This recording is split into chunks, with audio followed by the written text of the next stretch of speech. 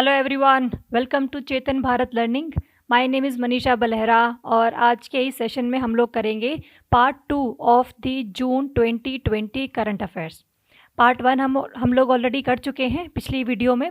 आज हम पार्ट 2 ख़त्म करेंगे, जिससे कि हमारा जितना भी जून 2020 में करंट अफेयर्स रहे थे ऑफ इम्पॉर्टेंस, है ना। जैसे न्यूज़ तो बहुत आती हैं बट उनमें से क्वेश्चन ज़्यादा नहीं बनते हैं, मतलब बहुत कम चांसेस उन न्यूज़ में से क्वेश्चन बनेंगे। तो ये वो न्यूज़ हैं बेसिकली जिसमें से क्वेश्चंस बनने के चांसेस मैक्सिमम परसेंटेज वाइज हैं। ठीक है, तो आज हम लोग जून 2020 ख़त्म करेंगे। तो शुरू करते हैं अपने पहले टॉपिक के साथ में, जो कि है नगर वन स्कीम। ठीक है, देखो नाम से ही क्लियर है, it is a Nagar one scheme कि एक ऐसी स्कीम जिसमें हम लोग नगरों में, नगर मतलब बेसिकली अर्बन एरियाज़ में और वन मतलब फॉरेस्ट, तो हम लोग अर्बन एरियाज़ में फॉरेस्ट्री को प्रमोट करने के लिए ये नई स्कीम लेकर आए हैं। ठीक है, और ये हम लोग स्कीम क्यों लेकर आए हैं? बिकॉज अभी रिसेंटली हम लोगों ने वर्ल्ड एनवायरनमेंट डे मनाया था जून 5 में, of the 5th of June, जिसकी जो theme was on the biodiversity. The theme of the world environment day was the biodiversity, और उसी को ही प्रमोट करने के लिए हम लोगों ने by the ministry of environment, forest and climate change we have launched this urban forestry scheme और नगर वन स्कीम। ठीक है, देखो जो भी थीम रहती है ना वर्ल्ड एनवायरनमेंट डे की, इसका मतलब पूरे वर्ल्ड में उसकी बहुत ज़्यादा ना चीज़ों की आवश्यकता है। जैसे फॉर एग्जांपल 2018 में the theme of the world environment day was beat plastic pollution. Beat plastic pollution, जो ये बताता है कि पूरे वर्ल्ड में जो प्लास्टिक पोल्यूशन है वो बहुत ज़्यादा फैल रहा है। पहले तो पूरे वर्ल्ड में air pollution, water pollution, radio active pollution, noise pollution, यही मेनली देखे जाते थे। बट अब रिसेंटली प्लास्टिक पोल्यूशन भी एक बहुत बड़े एक ट्रेजिडी के तौर पर उभर कर सामने आया है। तो इस वजह से ही जो भी थीम रहती है ना पूरे एक वर्ल्ड एनवायरनमेंट डे की, इसका मतलब पूरा वर्ल्ड उस चीज़ से टैकल कर रहा है। तो इसीलिए जब बायोडाइवर्सिटी है इसकी थीम वर्ल्ड एनवायरनमेंट डे की 2020 में, इसका मतलब पूरे वर्ल्ड में जो बायोडाइवर्सिटी है उसको थोड़ा सा हैम्पर हो रहा है, उसको थोड़ा सा नेग्लेक्टेड फील हो रहा है। Because we are trying to inculcate more urbanisation, more industrialisation, जिसकी वजह से हम लोग डिफॉरेस्टेशन कर रहे हैं, है ना। तो उस वजह से जो हमारी बायोडाइवर्सिटी है वो काफ़ी ज़्यादा ख़त्म हो रही है। ठीक है, और ये जो नगर वन स्कीम है, देखो बिल्कुल ये अप्रोप्रिएट स्कीम है, क्योंकि mainly for the urbanisation, for the industrialisation we mainly do the deforestation, क्योंकि we have more number of population. तो उस पॉपुलेशन को सेटल करने के लिए, उसको बसाने के लिए हम लोगों को जंगलों को काटना पड़ता है, और ख़ास करके इंडस्ट्रियलाइजेशन करने के लिए और लोगों को बसाने के लिए डिफॉरेस्टेशन करेंगे तो अल्टीमेटली बायोडाइवर्सिटी जो होगी किसी भी एरिया की, चाहे वो फ्लोरा है मतलब प्लांट है, और चाहे वो फौना है या फिर एनिमल्स हैं, दोनों ही तरीके की जो बायोडाइवर्सिटी है उसको हम लोग उसको ख़त्म कर रहे हैं बेसिकली। तो हम लोग ख़त्म ना करें अर्बनाइजेशन के चलते हुए, इसीलिए अब जो फॉरेस्ट हैं वो आपके अर्बन एरियाज़ में भी लगाए जाएंगे, है ना। तो ये स्कीम बेसिकली आपकी उसी के लिए है कि जितना ज़्यादा डिफॉरेस्टेशन हम लोगों ने अर्बनाइजेशन को प्रमोट करने के लिए किया है ना, उतना ही हम लोग थोड़ा बहुत कंपनसेट कर पाएँ by again inculcating the number of forest into the urban areas. ठीक है, तो बेसिकली ये आपकी ये स्कीम है। अगर हम देखें what is the characteristics of this scheme, ये अर्बन फॉरेस्ट्री को प्रमोट करेगा, हम लोग कर चुके हैं ये डिस्कस। और इसका टारगेट जो है बेसिकली ये है कि 200 अर्बन फॉरेस्ट, अराउंड 200 नगर वन हम लोग डेवलप करेंगे आगे आने वाले 5 सालों में। मतलब हर एक साल में कितने करेंगे? Around 40 urban forest. अलग अलग सिटीज़ हम लोगों को चूज़ करनी है, और उसके बाद हम लोगों को उस पर फॉरेस्ट लगाने के लिए काम शुरू करना है। ठीक है, तो the scheme will also provide an opportunity to the states to manage urban ecosystems.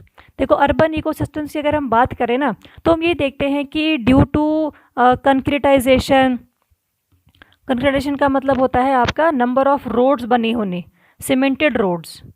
तो due to this and due to number of vehicles जो चलते हैं सड़कों पर, उसकी वजह से पोल्यूशन जो होता है, तो इन सब चीज़ों की वजह से ना जो आपका अर्बन इकोसिस्टम है उसको हल्का सा लगता है कि भाई ये हम लोग ख़राब कर रहे हैं, we are depleting the urban ecosystem, है ना। इकोसिस्टम में बेसिकली दो पार्ट्स आते हैं, आप लोगों ने किया होगा एनवायरनमेंट में। The ecosystem is consist of, पहला तो जो आपका बायोटिक फैक्टर है, मतलब जो लिविंग है, जिसमें आपके सारे प्लांट्स, एनिमल्स, ह्यूमंस, ये सारे आ गए।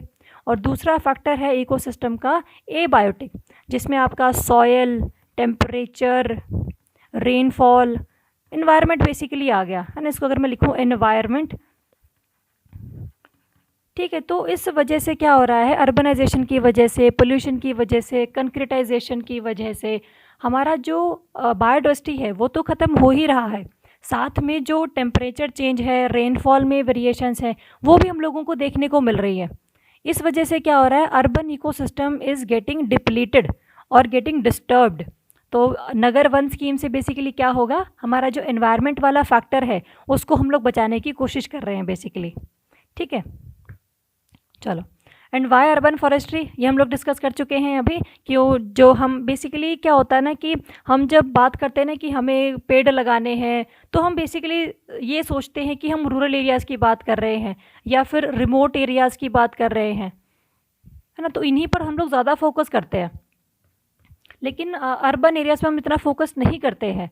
तो पहली बार ऐसा हुआ है कि not focusing on the rural and remote areas, we are trying to focus on the urban forestry, ठीक है, ताकि ये जो गैप है between the rural forests and the urban forest, इस गैप को हम लोग ख़त्म कर पाएँ।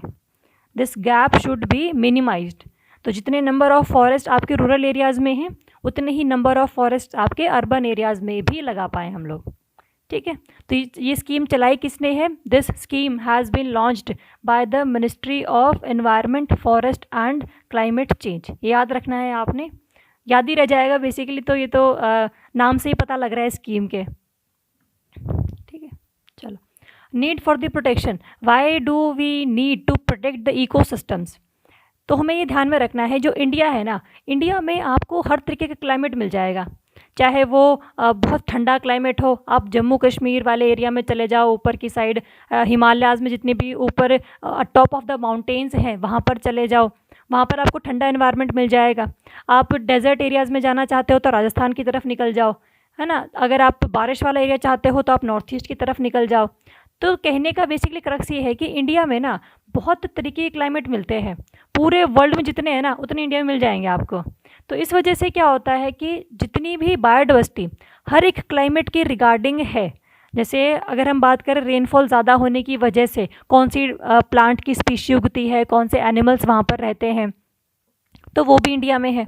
अगर हम बात करें कि डेजर्टिफाइड कंडीशंस में, खास करके थार डेजर्ट वाले एरिया में जो है कम रेनफॉल की वजह से कौन सी प्लांट की स्पीशी उगेगी, कौन से एनिमल्स रहेंगे वहाँ पर, तो ये सब जो चीज़ें हैं ये इंडिया में बहुत मिलती हैं। इसीलिए इंडिया में क्या है, पूरे वर्ल्ड में there are 36 global biodiversity hotspots. Hotspots का मतलब बेसिकली ये है कि वो वाले एरियाज़ जहाँ पर बायोडाइवर्सिटी है तो बहुत ज़्यादा, लेकिन ये धीरे धीरे डिप्लीट कर रही है because of the human interferences, ठीक है। तो टोटल 36 में से इंडिया में प्रेजेंट है 4, मतलब इंडिया में देयर आर 4 बायोडाइवर्सिटी हॉटस्पॉट्स, मतलब जहाँ पर पहले, मतलब अभी के टाइम पर काफ़ी बायोडाइवर्सिटी है, लेकिन अगर हमने ह्यूमन इंटरफेरेंस नहीं रोकी तो फिर अल्टीमेटली ये हॉटस्पॉट्स भी ख़त्म हो जाएंगे, ठीक है। तो अगर हम देखें इंडिया में कितने बायोडाइवर्सिटी हॉटस्पॉट्स हैं, कौन कौन से हैं, तो पहला तो है इंडिया में वेस्टर्न घाट्स। वेस्टर्न घाट जो आपका गुजरात से लेकर केरला वाले एरिया तक पूरा एक जो माउंटेन चेन है, Western Ghat is a global biodiversity hotspot in India. Eastern Himalayas are one of the biodiversity hotspots. Next है आपका इंडो बर्मा एरिया, जितना भी आपका ये पूर्वांचल हिल्स है ना, स्टार्टिंग फ्रॉम नागालैंड टू बिल्कुल ये मेघालय, मणिपुर वाला एरिया, तो ये सारी जो है इंडो बर्मा एरिया आता है, they are also the biodiversity hotspot. और लास्ट है आपका इंडिया में निकोबार वाला एरिया, नॉट अंडमान, सिर्फ निकोबार, है ना, जिसको हम लोग क्या बोल सकते हैं, it is a part of सुंडा लैंड। हम लोग ने इंडोनेशिया वाला एक एरिया किया था जिसमें हम लोगों ने देखा था सुंडा आइलैंड्स हैं, सुमात्रन आइलैंड्स हैं, जावन आइलैंड्स हैं। तो उसमें ही जो सुंडा आइलैंड है ना, बेसिकली उसका ही एक एक्सटेंशन कह लो आप, जो अंडमान निकोबार के निकोबार वाले एरिया तक आता है। तो इंडिया में अंडमान निकोबार में सिर्फ निकोबार जो आइलैंड है that comes under the biodiversity hotspot, Andaman नहीं आता है। ठीक है, तो ये आपने 4 बायोडाइवर्सिटी हॉटस्पॉट ध्यान रखने हैं इंडिया के केस में, और ये टोटल 4 हैं और पूरे वर्ल्ड में 36 हैं। तो इसीलिए बायोडाइवर्सिटी हॉटस्पॉट भी इंडिया में बहुत ज़्यादा है। इंडिया की जो पॉपुलेशन है वो भी बहुत ज़्यादा बढ़ रही है, अर्बनाइजेशन बढ़ रही है, इंडस्ट्रियलाइजेशन बढ़ रही है, डिफॉरेस्टेशन हम लोगों को करना पड़ रहा है, जिस वजह से जो प्रेशर है on the natural resources that is increasing day by day. इसीलिए हम लोगों को अब अब हम लोगों को ना बेसिकली फॉरेस्ट लगाने की ज़रूरत है, चाहे वो अर्बन फॉरेस्ट हो चाहे वो रूरल फॉरेस्ट हो। तो अर्बन फॉरेस्ट वाला थोड़ा सा ज़्यादा नेग्लेक्टेड फील हो रहा था कि भाई वहाँ पर तो फॉरेस्ट है ही नहीं, तो इसीलिए हम लोगों ने नगर वन स्कीम निकाली है। ठीक है, तो ये बेसिकली ये स्कीम है, आपको इस तरीके से ही किसी भी स्कीम को ओवरऑल और हॉलिस्टिक व्यू से तैयार करना है। ठीक है, चलो नेक्स्ट है आपका ऑयल स्पिल इन रशियाज आर्कटिक रीजन। ये काफ़ी न्यूज़ में था, जिसमें रशिया ने एक स्टेट ऑफ इमरजेंसी इम्प्लाई कर दी थी, क्योंकि वहाँ पर एक इनका जो थर्मल इलेक्ट्रिक पावर प्लांट है वो डिस्टर्ब हो गया था। ठीक है, तो उसका रशिया में there is a region that is Norilsk city है बेसिकली यहाँ पर, जिसमें आपका एक थर्मल इलेक्ट्रिक पावर प्लांट है सिचुएटेड। तो ये बेसिकली क्या है ना, ये अगर हम बात करें रशिया में साइबेरियन रीजन के आसपास है सभी चीज़ें। ये साइबेरिया रीजन जो है रशिया का वो बहुत ज़्यादा ना ठंडा रीजन है। तो काफ़ी जो सॉइल है इस साइबेरिया की अगर हम बात करें, the soil is permafrost. Permafrost का मतलब है वो एरिया सॉइल का जो पूरे टाइम में 2 साल 2 ईयर और मोर के लिए उसमें आइस जमा हो रखी है सॉइल में। ठीक है, तो वो सॉइल बेसिकली जो 2 साल या उससे ज़्यादा के लिए फ्रोज़न है, that soil is called the permafrost. तो जो साइबेरिया के नोरिल्स्क जो सिटी है उसमें थर्मल इलेक्ट्रिक पावर प्लांट जो है, थर्मल पावर प्लांट, जिससे with the help of coal we are generating the electricity Russia वाले एरिया में। तो वहाँ पर क्या है, ये पावर प्लांट इस परमाफ्रॉस्ट के ऊपर सिचुएटेड है। ठीक है, लेकिन ड्यू टू क्लाइमेट चेंज की वजह से क्या हो रहा है, ग्लोबल वार्मिंग हो रही है। तो जब ग्लोबल वार्मिंग होती है तो क्या होता है, आइस मेल्ट कर जाती है। तो ये जो परमाफ्रॉस्ट वाला एरिया है सॉइल का, इसमें जो भी फ्रोज़न सॉइल है या फिर जो आइस के पार्टिकल्स हैं वो सारे क्या है, मेल्ट हो जाएंगे। तो जब ये मेल्ट हो जाएंगे तो इसका बेसिकली जो नींव है इस पावर प्लांट की वो भी हल्की सी वीक पड़ जाएगी। तो इसी वजह से ग्लोबल वार्मिंग की वजह से जो परमाफ्रॉस्ट है साइबेरियन रीजन में वो धीरे धीरे मेल्ट कर रही है, और इसी वजह से थर्मल पावर प्लांट के कुछ जो पिलर्स थे वो भी नीचे की तरफ सिंक कर गए थे, गिर गए थे बेसिकली, क्योंकि सपोर्ट ख़त्म हो गया था नीम वाले एरिया से। ठीक है, तो इसी वजह से जो भी ऑयल था उस रीजन में वो सारा का सारा स्पिल हो गया। और आपको अगर यहाँ पे ये दिख रहा हो, इस सिटी के पास आपकी ये अंबर नायर रिवर है। अंबर नायर रिवर में ये जो पूरा ऑयल स्पिल हुआ वो इसमें चला गया, और अल्टीमेटली जो अंबर नायर रिवर है वो कहाँ जाती है, एक साइड इसकी जा रही है आपकी लेक पायसिनो में। ठीक है, और अल्टीमेटली ये कहाँ जा रही है, इसका जो कुछ पानी है वो अल्टीमेटली कहाँ जाएगा, आपका कारा सी में जाएगा, है ना। आप देख सकते हैं यहाँ पर एक कारा सी है और इसके आगे आपका पूरा का पूरा ये आर्कटिक ओशन है। तो इसका मतलब जो नोरिल्स्क में थर्मल इलेक्ट्रिक पावर प्लांट था उससे जो ऑयल स्पिल है होकर वो अंबर नायर रिवर में गया, फिर लेक पायसिनो में गया, और अल्टीमेटली वो कहाँ चला गया, आपका कारा सी में। और अल्टीमेटली जो आर्कटिक ओशन है वहाँ पर भी इस ऑयल स्पिल के इफ़ेक्ट्स हम लोगों को देखने को मिले। ठीक है, तो दिस वाज द न्यूज़ जिसमें रशिया में कहाँ पर क्या हुआ है और कैसे हुआ है ये हम लोगों ने डिस्कस किया है। ठीक है, तो बस आपको ना यार यहाँ पर जो लोकेशन है वो ध्यान में रखनी है, खास करके अंबर नायर रिवर की, लेक प्यासिनो की और कारासी की। तो ये तीनों ही इम्पॉर्टेंट लोकेशंस हो गई हैं, क्योंकि यहाँ पर रिसेंट काफ़ी डेवलपमेंट्स देखी गई हैं। ठीक है, चलो देखो इस तरीके से दिखता है कुछ ये परमाफ्रॉस्ट वाला रीजन, जहाँ पर ये प्रॉपर बेसिकली जो सॉइल है उसके अंदर जो एरियाज़ हैं they are basically frozen areas. ठीक है, और सिर्फ आइस नहीं है, ऐसा बात नहीं कि यहाँ पर ये आइस है, लैंड भी पूरी की पूरी है, सिर्फ आइस से बनी हुई नहीं है। इसमें क्या है, आपकी रॉक्स जो प्रेजेंट हैं, जो पूरी की पूरी जो रॉक है जिससे सॉइल बनी है, अल्टीमेटली रॉक्स प्रेजेंट है, सॉइल प्रेजेंट है, उसके सेडिमेंट्स और अमाउंट ऑफ आइस। बेसिकली जो रॉक और जो सॉइल है ना उसको बाइंड करने के लिए आइस है। तो जो भी रॉक के मॉलिक्यूल्स या सॉइल के मॉलिक्यूल्स को बाइंड करता है दैट इज़ आइस। और जब ये आइस मेल्ट हो जाएगी तो ये जो रॉक या सॉइल है उसके भी जो पार्टिकल्स होंगे, देखो अगर बीच में ये आइस है, अगर ये आइस मेल्ट कर गई तो ये भी जो दो मॉलिक्यूल्स हैं रॉक के या सॉइल के, ये भी आपस में थोड़ा दूर चले जाएंगे, तो they will लूजन up the soil, जिसकी वजह से जो एक हार्ड स्ट्रक्चर बना हुआ था सॉइल की फॉर्म में वो नहीं रहेगा। ठीक है, तो that is the kind of permafrost. It is the ground that remains frozen for 2 और मोर कंसेक्यूटिव ईयर्स। मतलब जहाँ पर 2 या 2 साल से ज़्यादा के लिए फ्रोज़न है वो ग्राउंड, दैट इज़ परमाफ्रॉस्ट। और अगर वो सॉइल है तो that is permafrost soil. Permafrost soil में कोई भी वेजिटेशन नहीं उगती है, there is no vegetation in the permafrost soil, क्योंकि जो भी प्लांट को चाहिए है अपनी ग्रोथ के लिए that is not possible. Plant की ग्रोथ इज़ नॉट पॉसिबल। तो जब प्लांट की ग्रोथ पॉसिबल नहीं है तो एनिमल्स भी नहीं आएंगे, हर्बीवोर्स भी नहीं आएंगे, जब हर्बीवोर्स नहीं है तो कार्निवोर्स नहीं आएंगे, है ना। तो अल्टीमेटली ये जो पूरा इकोसिस्टम है जिसमें different kind of animals present हैं, they were not be the part of that permafrost. ठीक है, तो ये बेसिकली आपने ध्यान में रखना है। चलो नेक्स्ट है आपका एनवायरमेंटल परफॉर्मेंस इंडेक्स। ये इंपॉर्टेंट है, ईपीआई इंडेक्स है। तो बेसिकली हमें देखना है इंडिया का रैंक क्या है, क्या ये रैंक इम्प्रूव हुआ है या क्या ये रैंक डाउनग्रेड हुआ है, किस किस पैरामीटर पर ये ईपीआई को हम लोग रिलीज़ करते हैं, रैंक करते हैं किसी भी कंट्री को, और अल्टीमेटली किसने इसको रिलीज़ किया है, हु रिलीज्ड दिस रिपोर्ट। तो हु रिलीज़ में आएगा आपका Yale University. Environmental performance index has been released by the Yale University, और इंडिया का रैंक है इस बार 168 इन 2020। और अगर हम 2018 की बात करें तो इंडिया का रैंक वॉज 177th।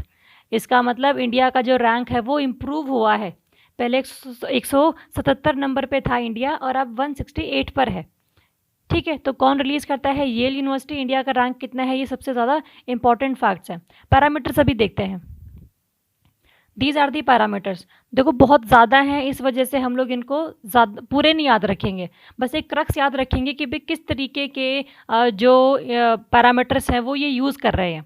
जब एनवायरनमेंट की हम बात करेंगे तो इसमें हम लोग एनवायरनमेंट की हेल्थ की भी बात करते हैं, हम एयर क्वालिटी की बात करते हैं, ड्रिंकिंग वाटर या सफाई की बात करते हैं, किसी भी पानी में हैवी मेटल्स है या नहीं है उसकी बात करते हैं, वेस्ट मैनेजमेंट हम लोग कैसे कर रहे हैं, चाहे वो प्लास्टिक वेस्ट हो चाहे वो बायोमेडिकल वेस्ट हो, कितनी बायोडाइवर्सिटी है उस एरिया में, क्या इकोसिस्टम की वाइटैलिटी है, कितनी लाइवली इकोसिस्टम है, कितना ज़्यादा उसमें काम चल रहा है, कितने ज़्यादा नंबर ऑफ़ एनिमल्स हैं, कितने ज़्यादा नंबर ऑफ़ प्लांट्स हैं।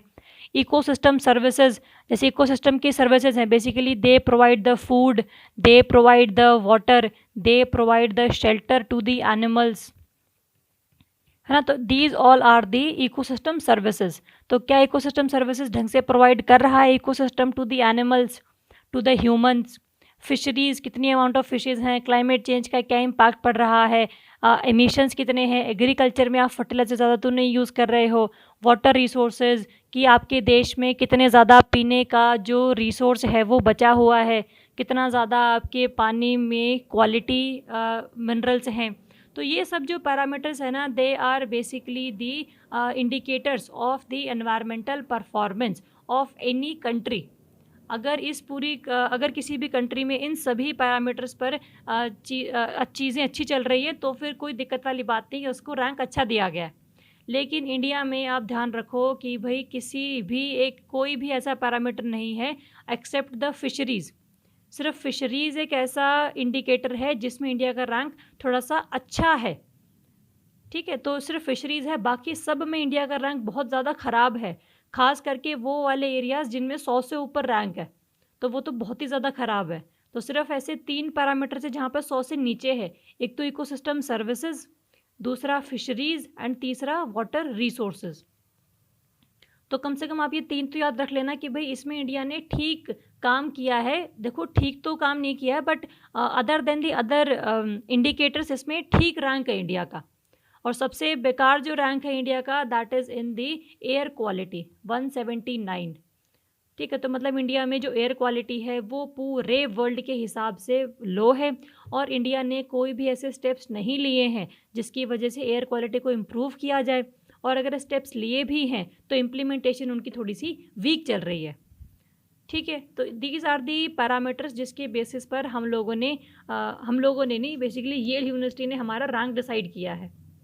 ठीक है, चलो तो देख लेते हैं कि भाई इंडिया के नेबर्स का क्या हाल है। तो इंडिया का तो रैंक आपको पता ही है, 168 रैंक है। 2018 में इसका 177 रैंक था।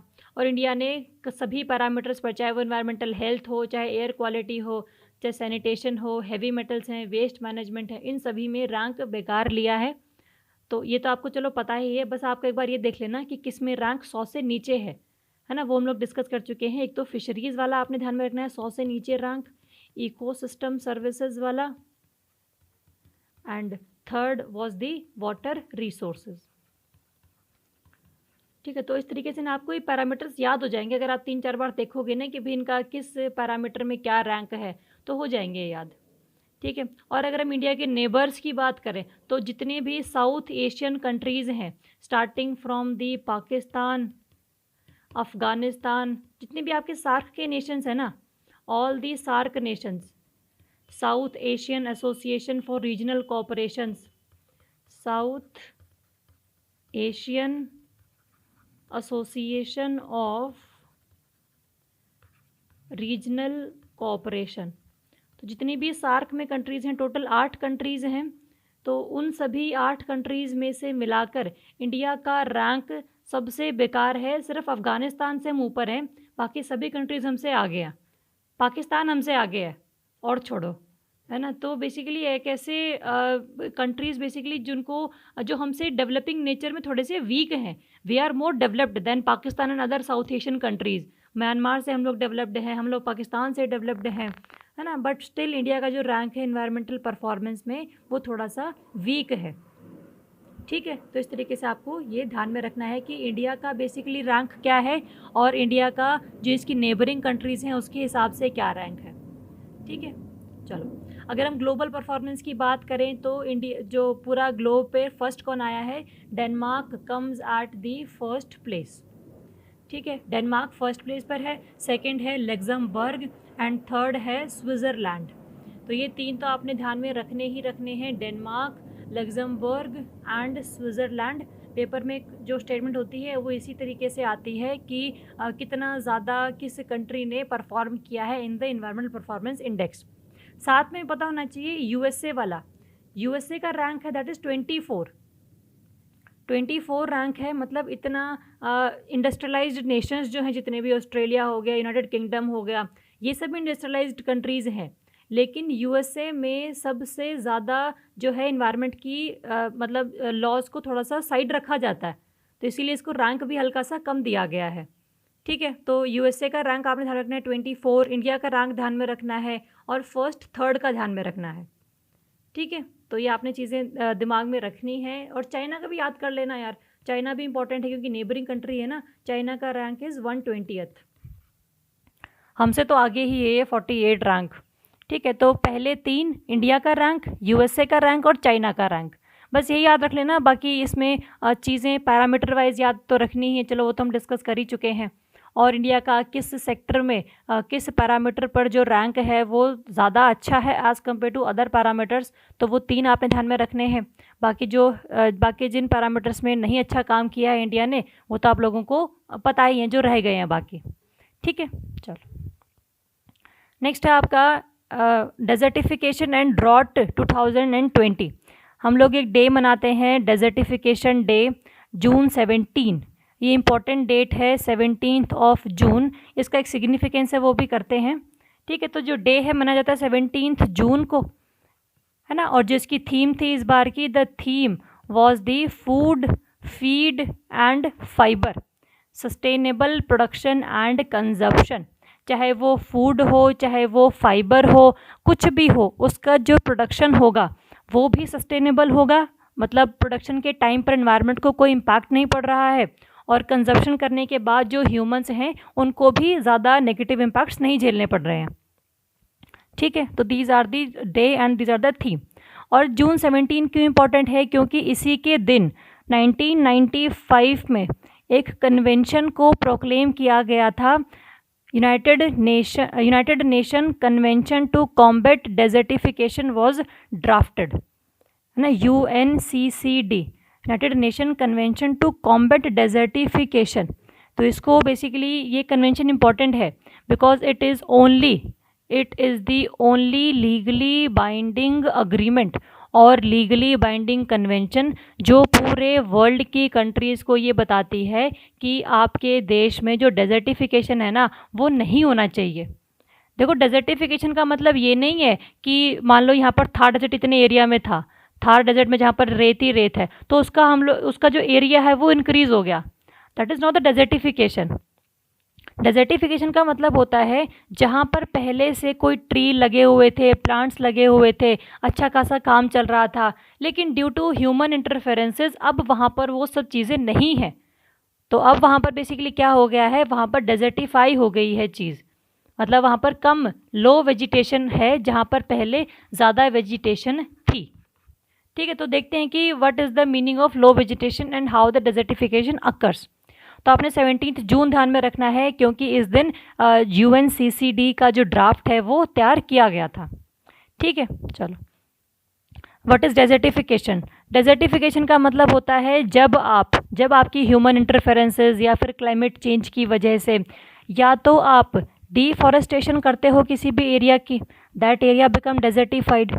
अगर आप एग्रीकल्चर में ओवर यूज़ ऑफ फर्टिलाइजर्स कर रहे हो तो इसका मतलब जो आपकी सॉइल है वो थोड़ी सी लेस हेल्दी होती जा रही है, तो अल्टीमेटली वो प्लांट को नहीं सपोर्ट करेगी, तो फर्टिलाइज़र का आपने कम से कम यूज़ करना है। अगर हम पंजाब हरियाणा की बात करें तो मेनली यहाँ पर क्या है, ओवर यूज़ ऑफ फर्टिलाइज़र की वजह से अब जो सॉइल है वो सलाइन हो गई है, the soil has become the saline. तो जब इसमें सैलिनिटी बढ़ गई है, बेसिकली सॉल्ट कंटेंट बढ़ गया है, तो जो प्लांट है वो यहाँ पर ज़्यादा अमाउंट में ग्रो नहीं कर पाते हैं। तो इस वजह से भी जो फर्टिलाइज़र्स है उसको ना यूज़ करने के लिए सलाह दी जाती है, अभी खास करके पंजाब हरियाणा और वेस्टर्न यूपी वाले एरियाज़ के लिए। ठीक है, तो या तो आप डिफॉरेस्टेशन करो, over use of fertilisers in agriculture, over grazing करो किसी भी एरिया में, है ना। ओवर ग्रेजिंग की वजह से भी जो बेसिकली ग्रास का लेवल है वो ख़त्म हो जाता है। तो ये सब जो चीज़ें हैं दीज आर बेसिकली डिमांडिंग नहीं रिजल्टिंग इनटू दी डेजर्टिफिकेशन। और एक और चीज़ हो सकती है कि इंडस्ट्रियलाइजेशन की वजह से जितनी भी इंडस्ट्रीज़ है ना, जितने भी उनके एफ्लुएंट्स हैं, the effluents in the industrialised cities, the effluents are basically soil में बहा देते हैं, है ना, इसी तरीके से रिलीज़ कर देते हैं उसी एरिया में। तो उस वजह से भी क्या होता है, उस एरिया में जो एफ्लुएंट है वो पोल्यूटेड है, बेसिकली वो इतने अच्छे नहीं हैं प्लांट की हेल्थ के लिए। तो उस वजह से भी क्या होता है, डेजर्टिफिकेशन की प्रोसेस को एग्जैजरेट हो जाता है, जल्दी होने लग जाती है वो, मतलब वो प्रोसेस।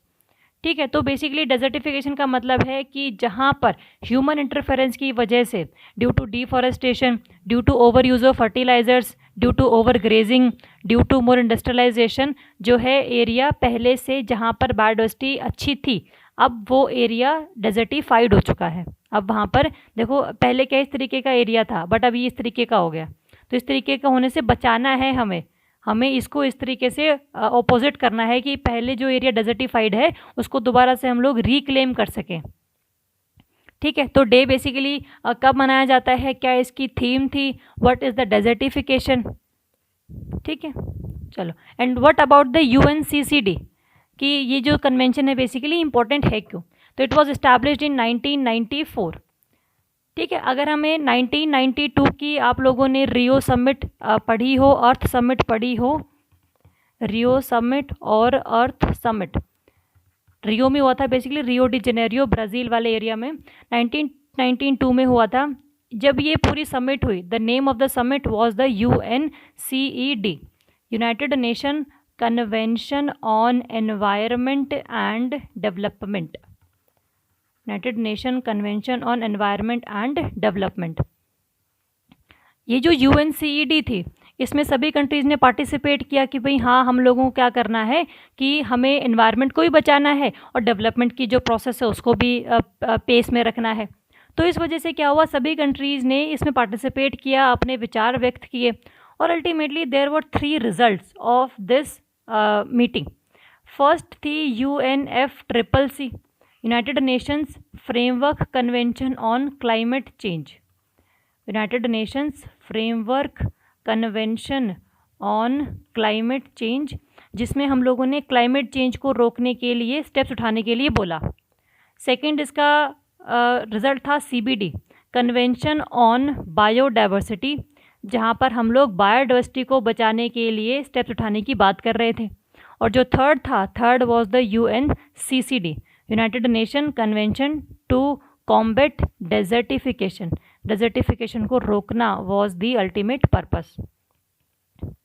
ठीक है, तो ये जो बेसिकली 1992 वाली समिट थी, उसके ही आप कह लो कि 3 चिल्ड्रन है ये। ठीक है, तो इन सब में से UNCCD क्या है, ये लीगली बाइंडिंग है, जो स्पेसिफिकली किसी भी एरिया में डेजर्टिफिकेशन को होने से रोकती है। ठीक है, इसका मतलब एनवायरनमेंट और डेवलपमेंट को ये सस्टेनेबल तरीके से लेकर जाती है कि एनवायरनमेंट और डेवलपमेंट साथ साथ चलें, किसी एक को भी हमें कॉम्प्रोमाइज़ ना करना पड़े एक की वजह से। ठीक है, और इसी वजह से 2006 में हम लोगों ने क्या मनाया था, international year of the desert and desertification, ताकि अवेयरनेस क्रिएट की जा सके, इंडिविजुअल लेवल पर लोग काम कर सकें, इसके लिए कम्युनिटी लेवल पर काम कर सकें, कंट्री लेवल पर काम कर सकें। ठीक है, तो बेसिकली UNCED के बाद ये 3 कन्वेंशन थी वो निकलकर सामने आई थी। तो मिशन ये जो समिट 1992 में हुई थी, 1994 में इसको इस्टेब्लिश किया गया था UNCCD को कि भाई हाँ इस्टेब्लिश करनी थी, बट इस्टेब्लिश कर दिया 1994 में। और अल्टीमेटली इसका जो ड्राफ्ट तैयार किया गया था 1995 में, और उसी के 17 जून को ड्राफ्ट तैयार किया गया था। इसी वजह से 17 जून को हम लोग मनाते हैं डेजर्टिफिकेशन एंड ड्रॉट डे। ठीक है, तो इतना आपको इसके बारे में थोड़ा सा ध्यान रखना है। चलो, फोकस एरियाज़ यही हैं कि जितने भी आपके पहले से ऐसे एरियाज़ हैं जहाँ पर बायोडाइवर्सिटी पहले से ही फ्लरिश कर रही है, काफ़ी अच्छा अमाउंट है वहाँ पर, तो उसको हम लोग बचा पाएँ। ठीक है, और जो ministry of environment forest and climate change है, that is the nodal ministry. तो जितने भी एनवायरनमेंट के रिगार्डिंग हम लोग स्टेप्स उठाते हैं, उनमें जो मिनिस्ट्री होती है वो ऑटोमेटिकली आपका जो है ministry of environment forest and climate change ही होती है। ठीक है, चलो नेक्स्ट है आपका डीकार्बनाइजिंग ट्रांसपोर्ट प्रोजेक्ट। नाम से ही क्लियर है एक ऐसा प्रोजेक्ट जिसमें हम लोग ट्रांसपोर्ट को बेसिकली डीकार्बनाइज कर रहे हैं। हमें पता है कि जो व्हीकल्स हैं किसी भी एरिया में, दे क्रिएट द पोल्यूशन, क्योंकि वो क्या रिलीज़ करते हैं, they release carbon, they release nitrous oxide, nitrogen dioxide, और they release SO2 sulphur dioxide, है ना। तो इस वजह से क्या है, उस एरिया में काफ़ी ज़्यादा बहुत कह लो कि आप पोल्यूशन क्रिएट हो जाता है, और क्लाइमेट चेंज में भी बहुत ज़्यादा ये पेस प्रोवाइड कर देता है। तो इसी वजह से हम चाहते हैं कि जो हमारा ट्रांसपोर्ट सेक्टर है, व्हीकल वाला सेक्टर है, वो कम से कम कार्बन्स की रिलीज़ करे। तो इस वजह से जो भी स्ट्रेटजीज़ अपनानी है वो स्ट्रेटजीज़ मिलकर अपनाएंगे after the agreement signed between NITI Aayog and international transport forum, जो कि आपका OECD का एक पार्ट है। इंटरनेशनल ट्रांसपोर्ट फोरम और नीति आयोग के बीच में एक अग्रीमेंट साइन हुआ है, जिसके अकॉर्डिंग ये डीकार्बनाइजिंग ट्रांसपोर्ट इन इमर्जिंग इकोनॉमीज़ ये जो प्रोजेक्ट है उसको रिलीज़ कर रहे हैं क्या, बेसिकली कर चुके हैं जून 2020 में। ठीक है, तो आपने चीज़ें ध्यान में रखनी है कि एक तो ये एग्रीमेंट है किस किस के बीच में साइन हुआ है, और ये बेसिकली जो DTEE है उसकी फुल फॉर्म क्या है, और इसका बेसिकली मकसद क्या है। तो मकसद अभी देखते हैं। मकसद इसका ये है कि कैसे इंडिया के ट्रांसपोर्ट सेक्टर को ये हेल्प करेगा। इंडिया का जो ट्रांसपोर्ट सेक्टर है ना, that is the 3rd most green house gas emitter sector. पहले इंडस्ट्रीज़ है, उसके बाद आपका उसके बाद एग्रीकल्चर है और उसके बाद आपका ट्रांसपोर्ट है। ठीक है, तो ये जो है it is the third most green house gas emitter sector पूरे इंडिया में। और जो पूरे इंडिया की टोटल कार्बन डाइऑक्साइड निकलती है उसमें से 13% जो है वो आपका ट्रांसपोर्ट सेक्टर से आता है। ठीक है, तो that is a kind of big contribution. तो इसी वजह से हम लोगों को करना क्या है, ट्रांसपोर्ट सेक्टर में ग्रीन हाउस गैसेस का कम से कम एमिट करवाना है, जिससे कि इंडिया में एनवायरमेंटल पोल्यूशन और क्लाइमेट चेंज और ग्लोबल वार्मिंग कम से कम हो। ठीक है, तो ये बेसिकली आपने ध्यान में रखना है कि किसके बीच में अग्रीमेंट है और क्या बेसिकली इसके फैक्टर्स हैं। नेक्स्ट है what is the international transport forum. ये इंपॉर्टेंट है क्योंकि इसने ना इंडिया के साथ मिलकर काफ़ी ज़्यादा इनिशिएटिव शुरू किए हैं अभी, तो काफ़ी बार ये न्यूज़ में आता रहा है, तो इसको हम लोग एक बार डिस्कस कर ही लेते हैं ताकि हमेशा के लिए चीज़ें हमारे दिमाग में बैठ ही जाए। ठीक है, तो आपने ध्यान रखना है इंटरनेशनल ट्रांसपोर्ट फोरम है, ये एक इंटर गवर्नमेंटल ऑर्गेनाइजेशन है। इंटर गवर्नमेंटल का मतलब होता है कि आपस में गवर्नमेंट ने मिलकर इनको बनाया है। कितने कब बना था ये, 2006 में ये बना था और 43 कंट्रीज़ ने उस टाइम इस पर साइन किए थे कि भाई हाँ this was a kind of organisation, हम इसकी सारी बातें मानेंगे।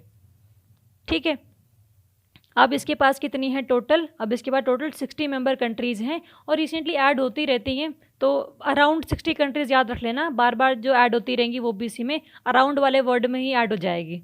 ठीक है, तो ध्यान रखना है कि एक तो ये बना कब था, 2006 में, इंटर गवर्नमेंटल ऑर्गेनाइजेशन है और 43 कंट्रीज़ ने स्टार्टिंग में इसको स्टार्ट किया था। इसका ऑब्जेक्टिव क्या है, काम क्या करता है ये, फंक्शंस क्या है। ऑब्जेक्टिव ये है कि it work as a think tank for the transport sector, कि कैसे ट्रांसपोर्ट सेक्टर को ग्रीन हाउस गैस से फ्री बनाया जाए, कैसे जो इंजन्स हैं उससे निकलने वाले एग्जॉस्ट को कम से कम किया जाए। तो ये जो थिंक टैंक है बेसिकली OECD का, और इंडिया में थिंक टैंक कौन है, नीति आयोग है ना, it is the think tank of the government. कोई भी पॉलिसी निकालनी है, कोई भी फोर्स बैठानी है, कोई भी कमेटी बैठानी है, तो पहले नीति आयोग से ही पूछते हैं कि भाई बताओ आपके क्या विचार है। ठीक है, तो जैसे इंडिया का नीति आयोग थिंक टैंक है, वैसे ही OECD का भी थिंक टैंक आपका ये इंटरनेशनल ट्रांसपोर्ट फोरम है, जो पूरे ट्रांसपोर्ट सेक्टर में चलने वाली पॉलिसीज़ को सोचता है और सरकार को रिकमेंड करता है।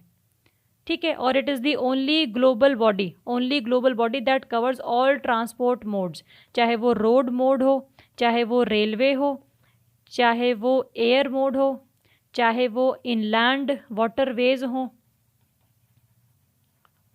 ठीक है, तो कोई भी मोड हो बेसिकली इन सब के बारे में ये पॉलिसी बनाता ही बनाता है। ठीक है, तो नीति आयोग के बारे में, ITF के बारे में, DTEE के बारे में, and why this project has been started, why the transport sector is one of the global green house gas emitter. ठीक है, तो इस वजह से आपको ये थोड़ा सा न्यूज़ में रहा था तो याद रखना है। ठीक है, चलो। अच्छा, इसका हेडक्वार्टर पेरिस में है, याद रख लेंगे इसको, the headquarter of the ITF is in the Paris. चलो, नेक्स्ट है आपका ड्राफ्ट EIA नोटिफिकेशन। EIA का मतलब है आपका environment impact assessment, environmental impact assessment. ठीक है, देखो नाम से ही क्लियर है, एक ऐसा assessment of what, assessment of projects जो भी लगने वाले हैं वो एनवायरनमेंट पर कितना ज़्यादा इम्पैक्ट करेंगे, उस चीज़ को असेस करने के लिए EIA न्यूज़ में क्या लेकर आया गया है बाय द इंडियन गवर्नमेंट। ठीक है, तो आपने ध्यान में रखना है किसी भी प्रोजेक्ट को लगने से पहले जो है EIA क्लियरेंस लेनी होती है कि मेरे इस प्रोजेक्ट को लगाने की वजह से कोई भी एनवायरनमेंट को हानि नहीं पहुंचेगी। ठीक है, तो अगर किसी प्रोजेक्ट ने EIA क्लियरेंस नहीं लिया है तो उसका मतलब अल्टीमेटली जब भी उस पर कोई जो अगर कोई PIL फाइल कर दी किसी ने केस कर दिया, तो अल्टीमेटली उसको फिर पनिशेबल ऑफेंस के अंडर लिया जाएगा। ठीक है, तो बेसिकली इंडिया में जो EIA है that comes under the environmental performance act, environment protection act 1986, environment protection act 1986 के अंडर एक प्रोविज़न है जिसके तहत EIA को जो है स्टार्ट किया गया है। तो इस वजह से it is a kind of statutory mechanism, ठीक है। तो इसमें पहले क्या होता था, पहले कुछ चीज़ें होती थी लेकिन उसमें थोड़ा सा अमेंडमेंट कर दी गई है, जो काफ़ी न्यूज़ में रहा है कि why the new amendments are threatened of the environment, कैसे नई जो अमेंडमेंट्स हैं एनवायरनमेंट को हानि और ज़्यादा पहुंचाएंगी। ठीक है। तो पहले क्या होता था और अब क्या होता है देखते हैं। मतलब ध्यान में आपने रखना है कि भाई किसी भी प्रोजेक्ट को क्लियरेंस चाहिए है कि भाई मेरे इस प्रोजेक्ट को लगने से किसी भी तरीके की हानि नहीं पहुंचेगी। जो प्रोजेक्ट है, project can be of mining, project can be of making of dams, project of making any industry and any in any area. तो कोई भी प्रोजेक्ट हो तो ये बेसिकली उसके लिए इन्वायरमेंटल इम्पैक्ट असेसमेंट करनी पड़ती है और क्लियरेंस जो है वो लेनी पड़ती है बाय द मिनिस्ट्री। ठीक है। तो हम देखते हैं कि भाई नई अमेंडमेंट्स क्या हैं। These are the new amendments. पहला है पब्लिक कंसल्टेशन। पब्लिक कंसल्टेशन का बेसिकली मीनिंग होता था ईआईए में कि अगर जो है सिर्फ सरकार से नहीं पूछना है, आपने वहाँ पर रहने वाले लोगों से भी पूछना है कि क्या मैं यहाँ पर आकर माइनिंग वाला प्रोजेक्ट, डैम बना दूँ, इंडस्ट्रीज़ इस्टेब्लिश कर दूँ, तो लोगों से भी पूछना है। इसके अंतर्गत क्या हुआ है, अब पब्लिक कंसल्टेशन का जो एक टाइम पीरियड है वो टोटल 40 डेज़ रख दिया गया है कि 40 डेज़ किसी भी इंडस्ट्री के पास हैं जिसमें वो लोगों से चीज़ें पूछ सकती है कि बताओ आपकी क्या दिक्कतें हैं, कैसे हम इनको सॉल्व कर सकते हैं। तो वो सब चीज़ें पूछते हैं और पहले कंसल्ट करते हैं और उसके बाद में विदिन 20 डेज़ लोगों को अपना जो रिस्पॉन्स है वो फाइल करवाना होता है। पहले ये जो टाइम पीरियड था to file any response that was 30 days, लेकिन अभी 20 डेज़ कर दिया गया है। तो अगर हम देखें टोटल डेज़ कितने हैं पब्लिक के पास किसी भी चीज़ को डिस्कस करने के लिए, they have 60 days, they have 2 months जिसमें वो लोग ये डिसाइड कर सकते हैं whether they want to clear the project और whether they do not want to clear the project. ठीक है। तो ये टाइम पीरियड जो है थोड़ा सा कम कर दिया, इसलिए लोगों में रोष भी है कि पहले ही जो ट्राइबल एरियाज़ वाले लोग हैं, पहले ही जो रिमोट एरियाज़ में रहने वाले लोग हैं, उनको पहले नहीं पता लगता कि भाई कोई ऐसी चीज़ें चल भी रही हैं पूरे पैमाने पर, तो आपने दिन और कम कर दिए तो फिर और चीज़ें जो है बिगड़ जाएंगी। ठीक है। तो इस वजह से लोगों में काफ़ी रोष था, खास करके इन्वायरमेंटलिस्ट्स में। ठीक है। नेक्स्ट इसमें प्रोविजन था wide discretionary powers to the government. Discretionary का मतलब होता है अपने आप डिसीजन ले लेना इन दी इमरजेंसी सर्कमस्टांसेस। इसमें सरकार को ये पावर दे दी गई है कि वो किसी भी एरिया को इकोनॉमिकली सेंसिटिव एरिया डिक्लेयर कर सकता है। That is the ESA, economically sensitive area, without any public hearing. किसी भी लोगों से बिना पूछे वहाँ पर रहने वाले एक इन्वायरमेंटल क्लियरेंस मिल सकता है ताकि किसी भी एरिया को इकोनॉमिकली सेंसिटिव एरिया जो है डिक्लेयर कर दिया जाए। ठीक है। और there are several red and orange classified toxic industries. अगर हम देखें ना इंडिया में इंडस्ट्रीज़ की क्लासिफिकेशन की जाती है। One type of industry is called white industry, one type of industry is called green industry, then orange and then red. As we are moving from white to red, their pollution level is increasing. मतलब red kind of industry जो है ये आपकी ज़्यादा level of pollution cause करेगी और जो white kind of industry है वो कम पोल्यूशन कॉज करेगी। तो ये जो ऑरेंज और रेड इंडस्ट्रीज़ है ना जो पोल्यूशन ज़्यादा कॉज करती हैं, ये प्रोटेक्टेड एरियाज़ जो भी होते हैं, चाहे वो नेशनल पार्क है, चाहे वो वाइल्ड लाइफ सेंचुरी है, चाहे वो टाइगर रिजर्व्स हैं, इन सब के जो है 5 किलोमीटर के अराउंड नहीं लग पाती थी। ठीक है। अगर ये पूरा आपका नेशनल पार्क है तो इसका ये जो 5 किलोमीटर वाला रेडियस है इसमें आप कोई भी ऑरेंज या रेड इंडस्ट्री नहीं लगा सकते। लेकिन अब इस नए अमेंडमेंट्स के आने के बाद में you can now establish the orange और red kind of industry within the 0 to 5 kilometre around the national park, wildlife sanctuaries और टाइगर रिजर्व और एनी अदर प्रोटेक्टेड एरिया। तो इसलिए भी लोग कह रहे हैं कि इससे क्या होगा, पोल्यूशन ज़्यादा बढ़ेगा और पोल्यूशन ज़्यादा बढ़ने की वजह से वहाँ पर रहने वाले लोग और बायोडाइवर्सिटी दोनों को ही जो है नुकसान झेलना पड़ेगा। ठीक है। नेक्स्ट है इसमें the government also get to decide on the strategic tag. अगर किसी भी प्रोजेक्ट को सरकार ने स्ट्रैटेजिक टैग प्रोवाइड कर दिया, इसका मतलब उसको कोई भी information regarding that project public के पास रखने की ज़रूरत ही नहीं है। मतलब मैं कह दूं कि भाई ये वाला जो प्रोजेक्ट है वो स्ट्रैटेजिक है, अगर मैंने इसकी इन्फॉर्मेशन पब्लिक में लेकर आया तो फिर ultimately security of the state खतरे में पड़ सकती है। तो इस बेसिस पर मैंने किसी भी प्रोजेक्ट को स्ट्रैटेजिक टैग प्रोवाइड कर दिया जिससे कि इन्फॉर्मेशन पब्लिक में ना रखनी पड़े। तो ये सरकार के हाथ में हो गया बेसिकली कौन सा प्रोजेक्ट स्ट्रैटेजिक है, कौन सा प्रोजेक्ट नॉन स्ट्रैटेजिक है। तो इसलिए भी लोग कह रहे हैं कि भाई ये जो डिसाइड करना वेदर इट इज़ स्ट्रैटेजिक और non strategic, that also can be manipulated bye the government. ठीक है, तो इस वजह से ये न्यूज़ में रहा था। थर्ड इसमें है provisions for the post facto project clearance. मान लो आपने कोई प्रोजेक्ट लगाना है, उससे लगाने से पहले होनी चाहिए EIA, तो यही कहता है लॉ।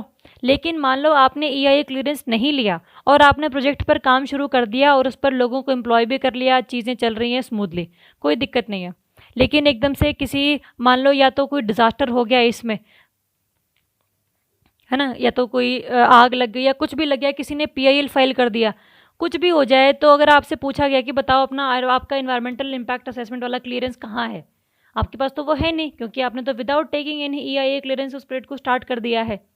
तो इस वजह से जो है आपने प्रोजेक्ट शुरू भी कर दिया है, लेकिन फिर भी after payment of a penalty, कुछ पैसे देने के बाद आप पोस्ट फैक्टो प्रोजेक्ट क्लियरेंस भी हासिल कर सकते हो कि आपने प्रोजेक्ट लगा लिया है, उसकी कंस्ट्रक्शन चालू कर दी है, इंस्टॉल कर दिया है उसको, आपने प्रोडक्शन चालू कर दी है।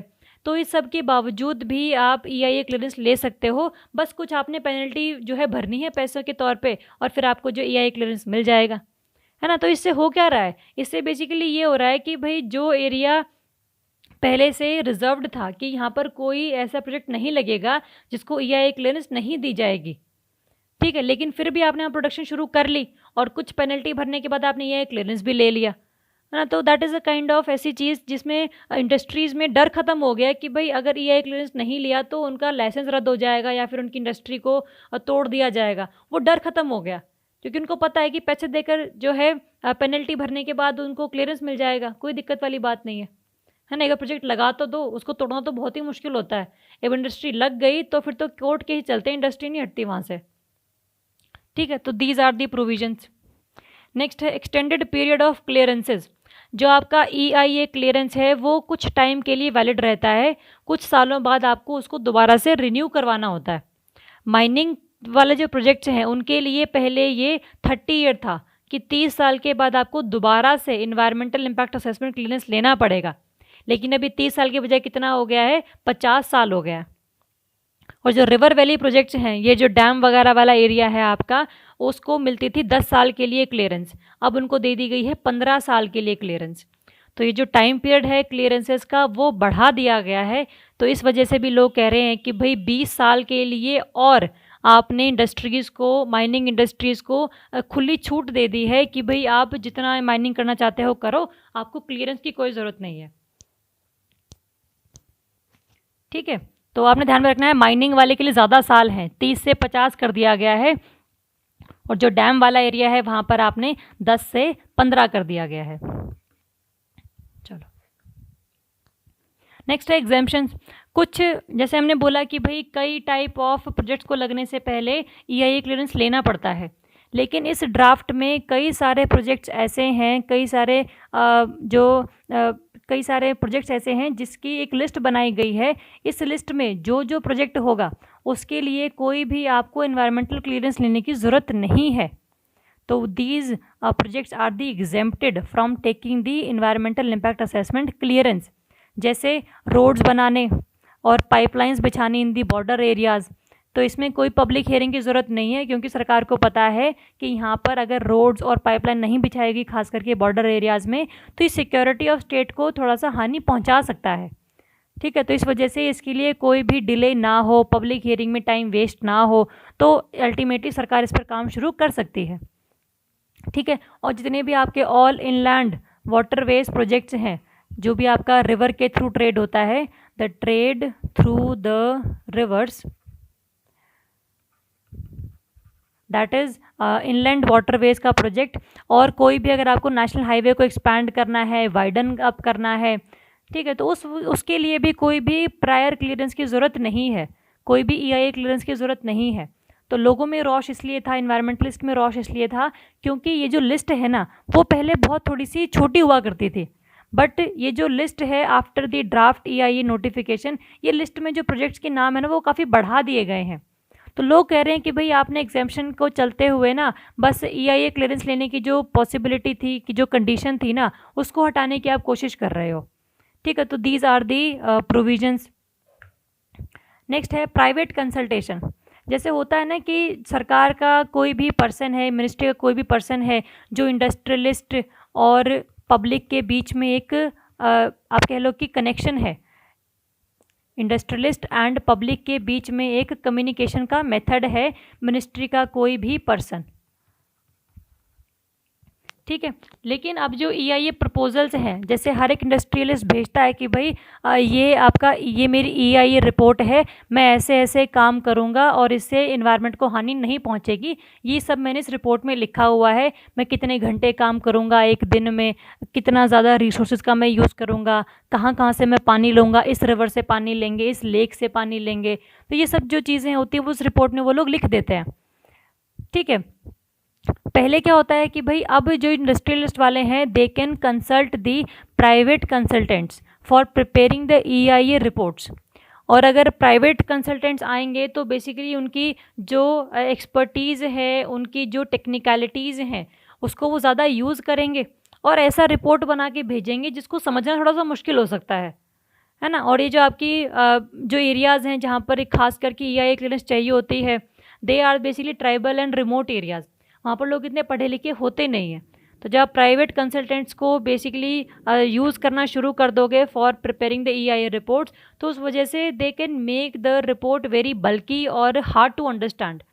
तो इस वजह से भी लोगों में लग रहा है कि भाई प्राइवेट कंसल्टेंट्स को नहीं जो है इंक्लूड करना चाहिए to make the EIA reports. ठीक है, तो ये बेसिकली आपके जो है प्रोविजंस हैं। नेक्स्ट है आपका कंप्लायंस रिपोर्ट इशू। कंप्लायंस का मतलब है ना बेसिकली चीज़ को मानना।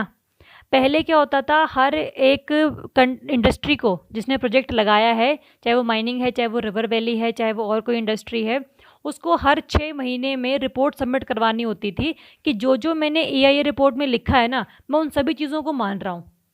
ठीक है, पहले ये हर 6 महीने में देनी होती थी, लेकिन अब क्या है, ये आपको हर साल देनी है।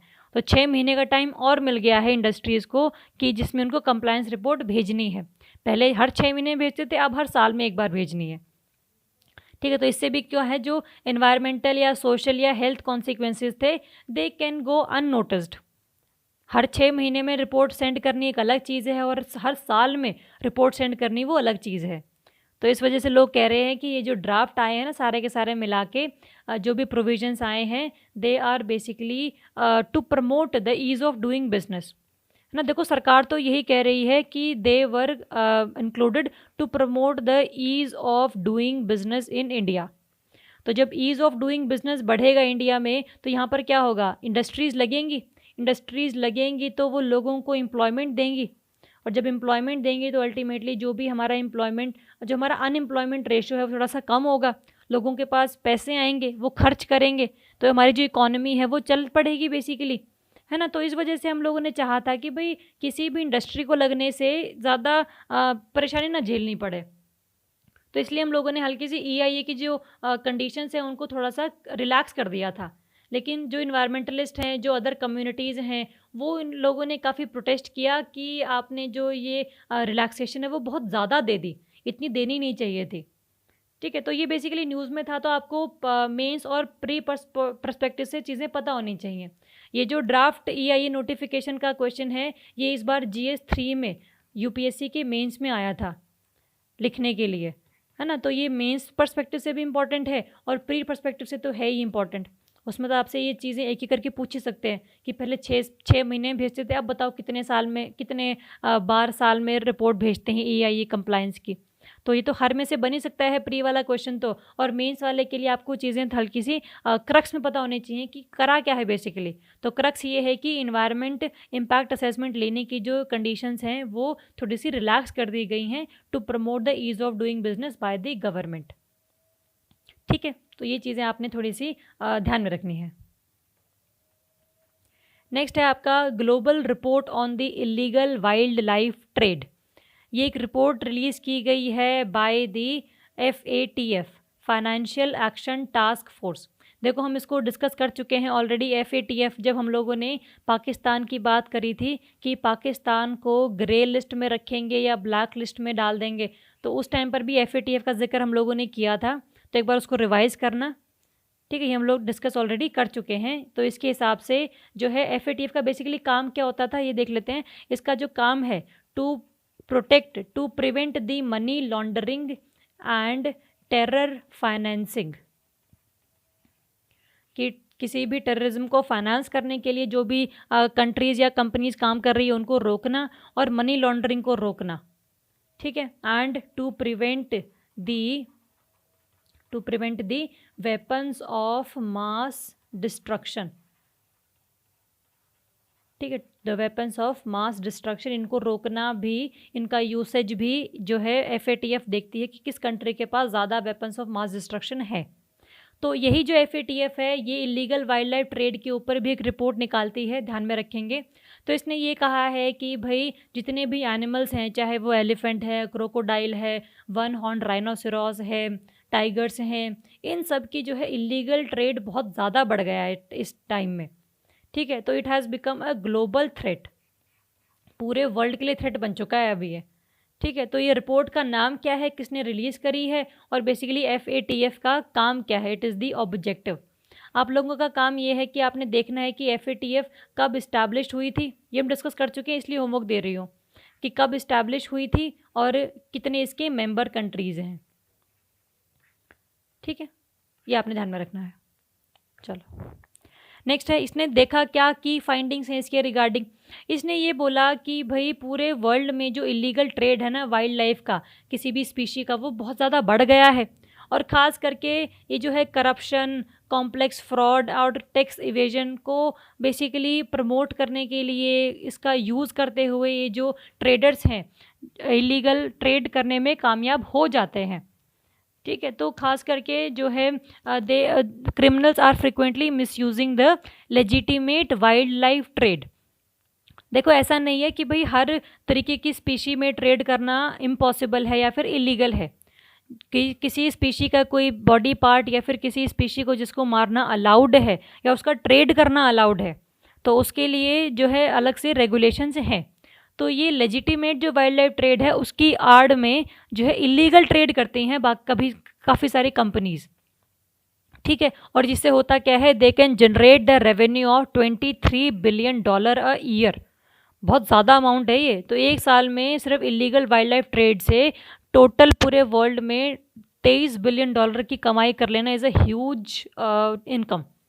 तो इसलिए अगर इसका मतलब ये है कि बहुत बड़े लेवल पर जो है ट्रैफिकिंग चल रही है ऑफ द एनिमल्स, ठीक है।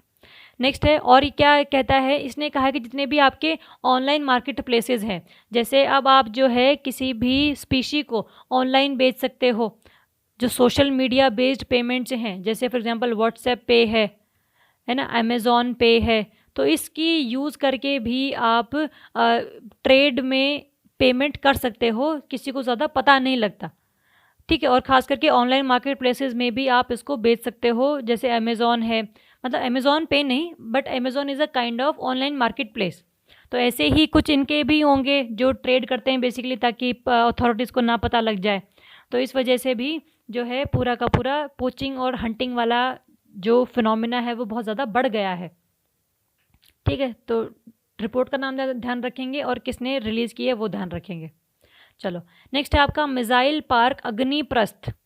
मिसाइल पार्क बनाया जाएगा जिसका नाम है Agniprastha, to be set up at the INS Kalinga, Indian naval station Kalinga में एक जगह है बेसिकली विशाखापट्टनम वाले एरिया में, वहाँ पर एक मिसाइल पार्क बनाया जाएगा जिसका नाम होगा अग्निप्रस्थ। और इस अग्निप्रस्थ में देखो जितनी मिसाइल पार्क का तरीके से है, डिफरेंट काइंड ऑफ जो मिसाइल हैं वो यहाँ पर दिखाई गई हैं, कब यूज़ इनका हुआ था, कब इनको इंडक्ट किया था मिलिट्री में, कब इनको डीकमीशन कर दिया गया था। तो ये सब जो चीज़ें हैं उसके बारे में लिखी होंगी हर मिसाइल के नीचे।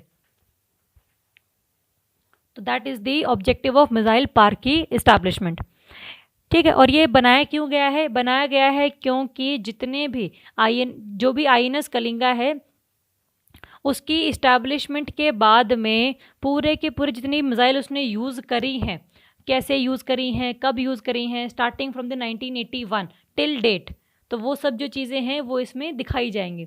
It aims to capture the glimpses of missile history of INS Kalinga. ठीक है, जितने मिसाइल्स INS कलिंगा ने यूज़ करी हैं या फिर बनाई हैं, उन सब को एक तरीके से लोगों को बताने के लिए, और एक तरीके का म्यूज़ियम टाइप सा है ना, तो इस तरीके से जो है ये इस्टेब्लिश किया गया है।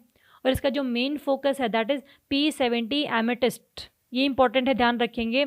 It was an under water launched anti ship missile. It was a missile जिसको अंडर वाटर लॉन्च किया गया था टू अटैक अ शिप। और कौन सी शिप से लॉन्च किया गया था इसको? चक्रा से इसको रिलीज़ किया गया था, जो सबमरीन है इंडिया में। ठीक है, INS chakra is a kind of submarine in India, Indian naval submarine. तो यहाँ से उसको लॉन्च किया गया था 1988 और 1991 के बीच में, जब ये सर्विस में रही थी। तो उस टाइम पर यहाँ पर एक चक्रा सबमरीन से ये मिसाइल लॉन्च की गई थी, तो उसको भी यहाँ पर इन लोगों ने पोर्ट्रे किया है, जो एक मेन अट्रैक्शन का पॉइंट है। ठीक है, INS चक्रा की अगर हम बात करें तो INS chakra is a kind of nuclear capable submarine, nuclear powered submarine, जो उसमें आपका जो बैटरी वगैरह है वो सब कैसे जनरेट होती है, इलेक्ट्रिसिटी कैसे जनरेट होती है आपकी, क्योंकि वहाँ पर न्यूक्लियर पावर प्लांट है हल्का छोटा सा, जिसमें से एनर्जी निकलती है, इलेक्ट्रिसिटी बनती है, और बाकी जितने भी बॉडी पार्ट्स हैं उस सबमरीन के उस इलेक्ट्रिसिटी को यूज़ करते हैं। ठीक है, तो मिसाइल का नाम क्या है, कहाँ से उसको रिलीज़ किया गया था, क्यों ये बनाया गया है अग्निप्रस्थ, और क्या INS कलिंगा बेसिकली है, कहाँ पर है, ये आपको थोड़ा सा ध्यान रखना है इसके रिगार्डिंग। ये नाम ज़रूर ध्यान रखना, मिसाइल पार्क अग्निप्रस्थ। ठीक है, ये इंपॉर्टेंट है नाम। चलो नेक्स्ट है INS कलिंगा बेसिकली कहाँ पर है? It was in the under the eastern naval command located on the Visakhapatnam area. ठीक, आंध्र प्रदेश वाले एरिया में, ध्यान रख लेना। This is the INS Kalinga का स्टार्टिंग वाला गेट। ठीक है, तो इस तरीके से आपको याद रह जाएगा। चलो नेक्स्ट है world environment day. World environment day हम लोग मनाते हैं ऑफ दी 5 जून। हर साल 5 जून को हम लोग वर्ल्ड एनवायरनमेंट डे मनाते हैं। और क्यों मनाते हैं? क्योंकि इसी के दिन 1972 में there was a meeting, UN United Nation conference on human environment. देखो, जैसे हम लोगों ने UNCED की थी 1992 वाली, अभी रिसेंटली 1972 में पहले ये वाली मीटिंग हुई थी, United Nation convention on human environment, और इसी को ही आगे रूप देने के लिए, इम्प्लीमेंट करने के लिए UNCED हुई थी 1992 में। ठीक है, इसको हम क्या बोल सकते हैं? इसको हम लोग स्टॉकहोम अग्रीमेंट भी बोलते हैं। Stockholm agreement, Stockholm conference, sorry, Stockholm conference. देखो, स्टॉकहोम कॉन्फ्रेंस ये है UN convention on the human environment. एक आपका स्टॉकहोम कन्वेंशन भी है, वो डिफरेंट है इससे। There is an another Stockholm convention, जो कन्वेंशन है कि पूरे वर्ल्ड में हम लोग जितने भी परसिस्टेंट ऑर्गेनिक पॉल्यूटेंट्स हैं उनको ना तो यूज़ करेंगे, और उनका जो ट्रेड है वो भी हम लोग थोड़ा सा डिले कर देंगे, ख़त्म कर देंगे। परसिस्टेंट ऑर्गेनिक पॉल्यूटेंट्स को प्रिवेंट करने के लिए there was a Stockholm convention, ये अपने एनवायरनमेंट में किया होगा। और लेकिन ये जो 1972 वाली है दैट इज़ स्टॉकहोम कॉन्फ्रेंस। तो ध्यान रखना, पेपर में पूछा क्या है, कॉन्फ्रेंस पूछा है कि कन्वेंशन पूछा है, तो उसके हिसाब से आंसर करना। ठीक है, तो 5 जून को हम लोग मनाते हैं वर्ल्ड एनवायरनमेंट डे, क्योंकि इसी के दिन ही 5 से 6 जून इन दी 1972 ये मीटिंग चली थी। और अब इसकी जो बेसिकली थीम है अभी वाले की, the theme is the biodiversity, a concern that is both urgent and existential. हमने नगर वन स्कीम किया है रिसेंट, अभी नगर वन स्कीम का भी वही फोकस था कि एनवायरनमेंट डे में बायोडाइवर्सिटी पर फोकस किया गया है, तो उसी को प्रमोट करने के लिए हमें एक नई स्कीम चलानी चाहिए। ठीक है, तो ये आपको ध्यान रखना है। वर्ल्ड एनवायरनमेंट डे 2020 की जो थीम है that is focused upon the increase in biodiversity, क्योंकि अब इस पर काम करना बहुत अर्जेंट हो चुका है, क्योंकि हम लोग जैसे जैसे अर्बनाइजेशन की तरफ जा रहे हैं, जैसे जैसे इंडस्ट्रियलाइजेशन की तरफ जा रहे हैं, वैसे वैसे हम लोग प्लांट हो गए, एनिमल्स हो गए, उन सबको ख़त्म करते जा रहे हैं। ठीक है, तो बायोडाइवर्सिटी को मेंटेन करना is a kind of to promote the nature's health, क्योंकि डिफरेंट काइंड ऑफ स्पीशीज़ का प्रेजेंस ही हमारी अर्थ को लिवेबल बनाती है। सिर्फ ह्यूमंस क्या है, humans are just 1 in the 7 million species. पूरे वर्ल्ड में अराउंड 7 मिलियन स्पीशीज़ हैं और भी अभी रिकवर की जा रही हैं, डिस्कवर की जा रही हैं, सॉरी। तो हम सिर्फ 1 हैं, 70 लाख स्पीशीज़ में से हम लोग सिर्फ 1 हैं। तो सिर्फ हमारे रहने का हक नहीं है पूरे नेचर में, सभी का हक है रहने का, चाहे वो छोटा से छोटा कीड़ा ही क्यों ना हो, उसका भी कोई ना कोई रोल है इन्वायरमेंट में। ठीक है, तो ये सब को ही देखते हुए वर्ल्ड एनवायरनमेंट डे की जो थीम है बायोडाइवर्सिटी रखी गई थी। ठीक है, चलो इसी को आगे बढ़ाते हुए देखते हैं कि इंडिया ने एक इनिशिएटिव शुरू किया है, #ICommit। आई कमिट इनिशिएटिव है, नाम से ही क्लियर है कि मैं कमिट करती हूँ। क्या कमिट करते हैं? कमिट ये करते हैं कि भाई हम जो है एनर्जी एफिशिएंसी के रिगार्डिंग काम करेंगे, एनर्जी एफिशिएंसी को बढ़ाएंगे, रिन्यूएबल एनर्जी को प्रमोट करेंगे, सस्टेनेबिलिटी को बढ़ाएंगे, ताकि हमारा जो फ्यूचर हो वो एनर्जी एफिशिएंट हो। ठीक है, तो एक तरीके से ये कैंपेन है, एक अवेयरनेस कैंपेन है, जिसमें लोगों को ये बताया जाएगा कि भाई आप किस तरीके से रोल प्ले कर सकते हो इन एनर्जी एफिशिएंसी। जैसे फॉर एग्जांपल आप अपने घरों में LEDs यूज़ कर सकते हो एज़ कम्पेयर टू वो पीले वाले बल्ब। आप रेन वाटर हार्वेस्टिंग कर सकते हो अपनी बिल्डिंग में, है ना, ताकि रेन का पानी जो है वेस्ट ना हो। आप जो है अपने घर के ऊपर सोलर पैनल्स लगा सकते हो, जिससे कि आपकी इलेक्ट्रिसिटी आती रहे पूरे घर में, है ना। तो एंड एक्सेट्रा। आप साइकिल्स चलाओ, ज़्यादा व्हीकल का मत यूज़ करो, खास करके जो पेट्रोल और डीजल वाले हैं, है ना। तो इस वजह से क्या है, आपकी जो एनर्जी है एफिशिएंसी वो बढ़ेगी। तो यही कैंपेन चलाया है मिनिस्ट्री ऑफ पावर ने ये कैंपेन चलाया है। और इम्प्लीमेंट कौन करेगा? इम्प्लीमेंट करेगा energy efficiency service limited, EESL। ये हम लोग पढ़ चुके हैं जब हम लोगों ने स्ट्रीट लाइटनिंग नेशनल प्रोग्राम किया था और हम लोगों ने उजाला स्कीम करी थी, है ना, तब पढ़ा था हम लोगों ने इसके बारे में। ठीक है, करंट अफेयर की सीरीज़ में ही। ठीक है, तो ध्यान रखना, आई कमिट कैंपेन जो है basically it is to promote the behaviour of people regarding the energy efficiency and use of renewable energy. ठीक है, किसने रिलीज़ किया है, क्या टारगेट है, ये हम लोगों को पता होना चाहिए। नेक्स्ट है world day against the child labour. Day ध्यान में रखना है June 12। ठीक है, देखो मैं आप लोगों को वही डे करवा रही हूँ जिसको मुझे लगता है कि भाई पूछे जा सकते हैं ये, क्योंकि child labour is a kind of issue in the society. तो चाहे वो सोसाइटी वाला पार्ट हो आपके UPSC के पर्सपेक्टिव से, हरियाणा सिविल सर्विस के पर्सपेक्टिव से, या फिर अदर स्टेट सिविल सर्विस के पर्सपेक्टिव से, चाइल्ड लेबर सोसाइटी के तरफ से भी यूज़ है। इसका पॉलिटी में भी जिक्र किया जाता है, इसका इकॉनमी में भी जिक्र किया जाता है। तो क्या है, ये हर जगह आपको देखने को मिल जाएगा इशू। इसीलिए आपको ध्यान रखना है कि इसके अगेंस्ट एक डे भी मनाया जाता है by the United Nations, that is on the June 12। ठीक है, चलो पहली बार लॉन्च किया गया 2002 में। देखो जितनी भी ये डेज़ होते हैं ना, जिनका ये 12 जून है, कोई 13 जून है, ये आपको ना सिंपल ऐसे रट्टा मारने से याद नहीं रहेंगे जब तक आप लोग इसके साथ कोई स्टोरी बिल्डअप नहीं करोगे, है ना। जैसे आपके किसी की दोस्त का बर्थडे हो 12 जून को, तो उसके रिगार्डिंग आप उसको जोड़ सकते हो कि भाई चाइल्ड लेबर, और मतलब कुछ भी ऐसा निमोनिक बना के। तो जब तक आप किसी भी डे की स्टोरी बिल्डअप नहीं करोगे तब तक वो ज़्यादा देर के लिए याद नहीं रहेगा। तो कहने का मकसद ये है कि एक स्टोरी फॉर्म में याद रखना है आपने इसको, कोई भी निमोनिक अपनी तरफ से बना सकते हो आप। ठीक है, तो ये जो डे है that was first launched in the 2002 by the international labour organisation ने शुरू किया था, जिसका मकसद ये था कि अवेयरनेस फैलानी और to prevent the child labour. ठीक है, चाइल्ड लेबर अगर हम इंडिया में बात करें तो child labour less than 14 year का जो बच्चा है that is considered as child. ठीक है, तो 14 ईयर्स से नीचे कोई भी बच्चा कहीं पर भी नहीं काम करेगा, एक्सेप्ट सिर्फ किस में काम कर सकता है, इन दी फैमिली एंटरप्राइजेज, वो भी आफ्टर स्कूल। अगर स्कूल लगा के आ गया है तो वो फैमिली वाली बिजनेस में हाथ बटा सकता है, और या फिर एंटरटेनमेंट इंडस्ट्री में वो काम कर सकता है, मूवी में, सीरियल्स में, तो उसमें वो काम कर सकता है। इफ़ मतलब इवन इफ़ ही और she is less than 14 years, तो इसमें दोनों में काम कर सकते हैं और किसी जगह पे काम नहीं कर सकते। और 14 to 18 काम नहीं कर सकते into the hazards industries.